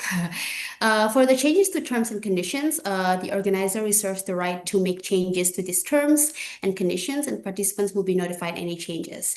And by registering for the Dojo and Workshop program, participants acknowledge that they have read and agreed to the terms and conditions. Next. Okay, so I think this will be the last slide. For additional information, all Dojo sessions and workshop, again, will be conducted in English, and materials used in the Dojo and workshop sessions, you'll have access to it because it will be shared through the Google Drive folder. And later on, hopefully, all of you have been able to publish the manuscript and the journal articles. And every publication from this event must mention and acknowledge the Genomic and Science Dojo activity and the funding from the UK government, as well as if there's any information later on about like the manuscript publication, we will definitely inform you ahead of. And of course, one more time about the commitment thing, because the program exists in 2 cycles, one in April and one in May. The top 48 selected participants are expected to attend both cycles as they are a part of the same program series. So cycle 1 and cycle 2. Yeah, I think that's pretty much it from me. If you have any questions, feel free to drop them in the chat box or ask me directly here. Yeah, but yeah, on the chat box, there are 2 questions. The first one from Bafika. So if we register now and we are selected to join an online class, do we get notification whether we are eligible in April batch or May batch? Okay, so first of all, Fika, thank you for your interest and for your question. What I've explained to you about like the activities like online CGT class, and then we have like mini camp, we have like mini tournament. They're all part of one program, which is Dojo. So if you register and then fortunately you are selected to be a participant in the Dojo program, do not worry. If you're selected, it means that you are selected for the whole activities. So you're selected to join the online class. You'll be selected. I mean, eligible eligible, obviously, because you're selected. You'll be expected to join the offline minicamp session as well, and then participate in the mini tournament until the end if you're able to pass the mini tournament to the grand tournament to the workshop. So yeah, I hope it's answered. So basically, there's no scenarios in which you can only be selected to join online class, because if you are selected into participants, you'll be able to be eligible in all the batches because it's part of one program. Yeah. Okay, hopefully that answer can answer Bafika question. Okay, and the next question from Mas Andi. I'd like to ask about the activities. Does it mean all participants will participate in Shinjitsu and minicamps, and will they be selected for the grand tournament, or is there also an online selection? Okay, so to be eligible to join the activities or all the activities, the selection is going to be first happening right now, actually. When you apply through the registration form, you fill out some data. There's some questions there. You can check it out. Maybe some comedy can share the registration link after this. And then you'll be required to submit a concept note, right? And then the concept note is going to be the one that's being evaluated. So the selection will happen early on. And then if you got selected, into the program, then it means that you'll be welcome to join all activities, whether it be the Shinjitsu or the minicamp, you will be expected to join them. But if the question, will they be selected for the grand tournament? Now, the selection for grand tournament heavily depends on the previous tournament. So I've mentioned, I think in the presentation, there's mini tournament and grand tournament. Mini is like the practice session, well, not practice, like the like the first round of tournament before then you go into the grand tournament. People who are able to be eligible for the grand tournament are people or teams that win their mini tournament or like pass the mini tournament. So if the question, all of them will be eligible for the grand tournament, then no. However, you have an equal chance to go into grand tournament if you win the mini tournament. Yeah, I hope that answers the question. Okay, this is one question again from Mbak Mulyanti. Could you explain more about concept note, Mbak Tia? Okay, sure. So about the concept note, basically it's a draft of plan of your research, what you want to research about. So usually consists of like your research question, your objective, and then your methods are like what stage are your research currently in? Are you still like gathering data, or are you already having the data and like already analyzing data, or are you actually your manuscript is already finished? So the point of the concept note is basically to evaluate I mean, whether or not your research is compatible to be published within the DOJO program, but also what is your plan here? Because like the primary output of the DOJO program is to publish an article, right? Publish a scientific output. So we want to make sure that you have a clear plan of what you want to publish, what you want to research, something like that. So the details of the outline of the concept note is already written there, I think, in the registration form. So in the registration form, you can click the guideline. We already provide the guideline of what the Also, we share screen for you, Mbak Tia, for the concept note. okay. Maybe you can run through from this. Okay, so basically this will be found in the registration form. So if you click the registration form and then you go into the concept note section, there will be an instruction like please submit your concept note that should be based on this outline. We've already provided like I hope a clear guideline of what you should fill out. So here obviously the technical qualifications, like your document format have to be in the PDF, and then you have to be A4 or A4, and this is like the margin requirements. Maybe you can go below. Yeah. So the structure of the document follows like an IMRAD principle. So first, obviously, what you're researching, your research title, your current status, like this research status should indicate the study feasibility and readiness. And then you provide your research question. Your research question should be clear, what you want to research, and then what is your objective from your research. And then why are you researching your research, like the urgency of it, the rational of it, and then whether or not it's feasible to do, or you're just like, I don't know, making things up, or like we want to see how ready you are in doing your research. You provide explanation about your methods, whether or not you already have data sources, data readiness, what are the risks and limitations or resource considerations in doing your research. And then you can kind of check in the checkbox like what's status of your research that you are in right now, if you already have data or you're still like you don't have the data right now but you already have it in your mind what is the plan for data collection. So you can just like choose which status that your research is currently in.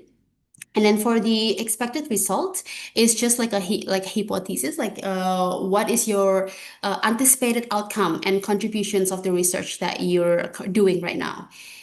I think that's pretty much it. It doesn't have to be as detailed as in like you provide your whole manuscript.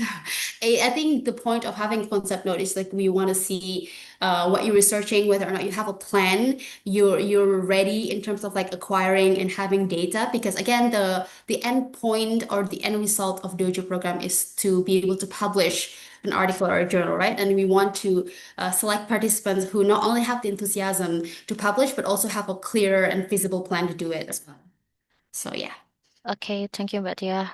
And there is a follow-up question from Bafika Sofia. So if, for example, we're going to first mini tournament in cycle 1, but not eligible for grand tournament, still not the best 12 group, and we can still retry in mini tournament in cycle 2? Okay, so usually what happens is that if you don't pass the mini tournament, you don't go into grand tournament. And this program is like divided into 2 cycles, right? And we hope that participants are going to be expected to be attending both cycles. So I think the answer, if you don't pass in the mini tournament cycle 1, I think a chance of you to try a mini tournament cycle 2 is small. However, again, if there are any changes in terms of the rules and regulations, we'll definitely inform you ahead of time. But usually the mini tournament act as a selection process. So like if you don't pass for the mini tournament, then you aren't able to go into the grand tournament or in any other cycle. Yeah. But again, if the rules here right now is like participants are expected to go into both cycle. So I'm not saying there's no possibility, but right now that is like the structure of the activities. Yeah. So the answer is no. Okay, hopefully that answer, it's very clear to answer your follow-up question, yeah, Mbak Vika. And so there is another question from Farah Sabiha. I would like to ask whether it is permissible to us or further develop a manuscript that is based on a research originally funded by a grant, particularly if the funding source has its own requirements or restrictions regarding publication and acknowledgement. Would the manuscript still be eligible for inclusion in the dojo activities? Maybe I wanted to I wanted to ask a follow-up question. Does this manuscript already been published, or is it just like planned to be published? Wait, let me read the question again. I would like to ask whether it is permissible to use or further develop a manuscript that is based on a research originally funded by a grant, particularly if that funding has, if it's based on a research, as in like an inspiration or an advancement, like enhancement of a published work, I think that would be fine as long as the focus of the research question is different. Like you're not just like, I don't know, like copying or just kind of too similar. I think that would be concerning because the what is it? The standard or like the criteria of the manuscript that we want to, the concept note that we want to accept is should be or must be original work. So I think it's kind of in a gray area. I think I would need to ask further, like, is that work published already? If it's not, then it cannot be applied in the digital activities because in the digital activities you have to use like an original work. However, if it has not been published yet, but it's just like an inspired, like your research is about the enhancement or like expansion of our already existing work, I think that could still work. Yeah, I think we encourage for you to still try, but just make sure that it's your own original work and have not been published before. Yeah. there's also, is it already answered, right? Concept note, it's mean similar about our draft manuscript. Yep, yeah, okay, Dr. I already answered that. No, it's not published yet. Okay, if it's not published yet, then I think it's worth to try. I mean, as a comedy, of course, we would encourage you to still try to apply. Yeah, so the answer is like, yeah, should try to apply. It's eligible, I mean, is what I mean. Yeah, as long as it has not been published yet already. Yeah, as an original work. Okay, is there any other questions, Belva? Okay, maybe there is another comment or question from participants. If you still have any question, just feel free to write it down on the chat box, or feel free to raise your hand and directly ask question to us. Okay, just waiting. Okay, thank you, Dr. Edward, for assist us to answer the question too. Okay, nothing question, nothing comment. Okay, maybe there is nothing comment or question. Thank you so much, Mbatia, for the very clear explanation about the dojo progress and then dojo registration process. And then thank you so much too for all participants. Wait, just one? Okay. Thank you so much for a very insightful session and then very active participants. Thank you for attending this webinar, and don't forget to fill out the attendance form using the link that community sent to the chat box. Okay, maybe that can wrap our webinar today. Thank you so much for all participants. We have reached the end of today's webinar, and on behalf of the organizing committee, I would like to express our sincere appreciation to the British Embassy Jakarta, SID, OCRU, and GSI Lab, all speakers and also guests, and also all participants for your active participations. We hope today's sessions has provided valuable insight and motivate you for join Dojo 3.0.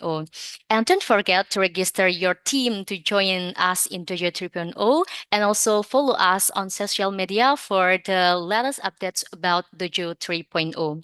Once again, thank you so much for your time and participation. Have a wonderful afternoon. Stay healthy and see you at Dojo 3.0. Good afternoon. Bye. Assalamualaikum Bye, warahmatullahi everyone. wabarakatuh. Thank you very much for joining.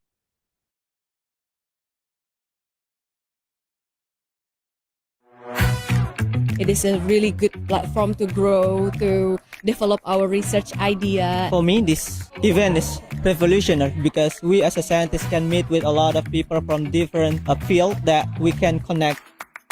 I gained so much knowledge, so much skills, and so much experience from this event. I think this is the very good start if you want to embark your journey in doing research. It was a remarkable event for us. We met a lot of young scientists and people from all over Indonesia that we would never ever dream of to connect with if not for this event.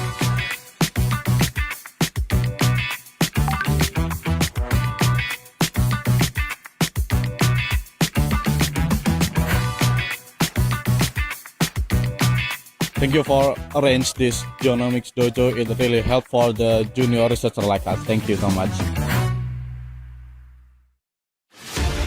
Science is actually about the systematic generation of discovery through the proposing and testing of falsifiable hypotheses. Every person here, you must look in yourself and you must sense in your mind and in your heart every moment of your life, am I being guided by fear right now in this moment? So you're here to challenge yourself and you're here to challenge each other.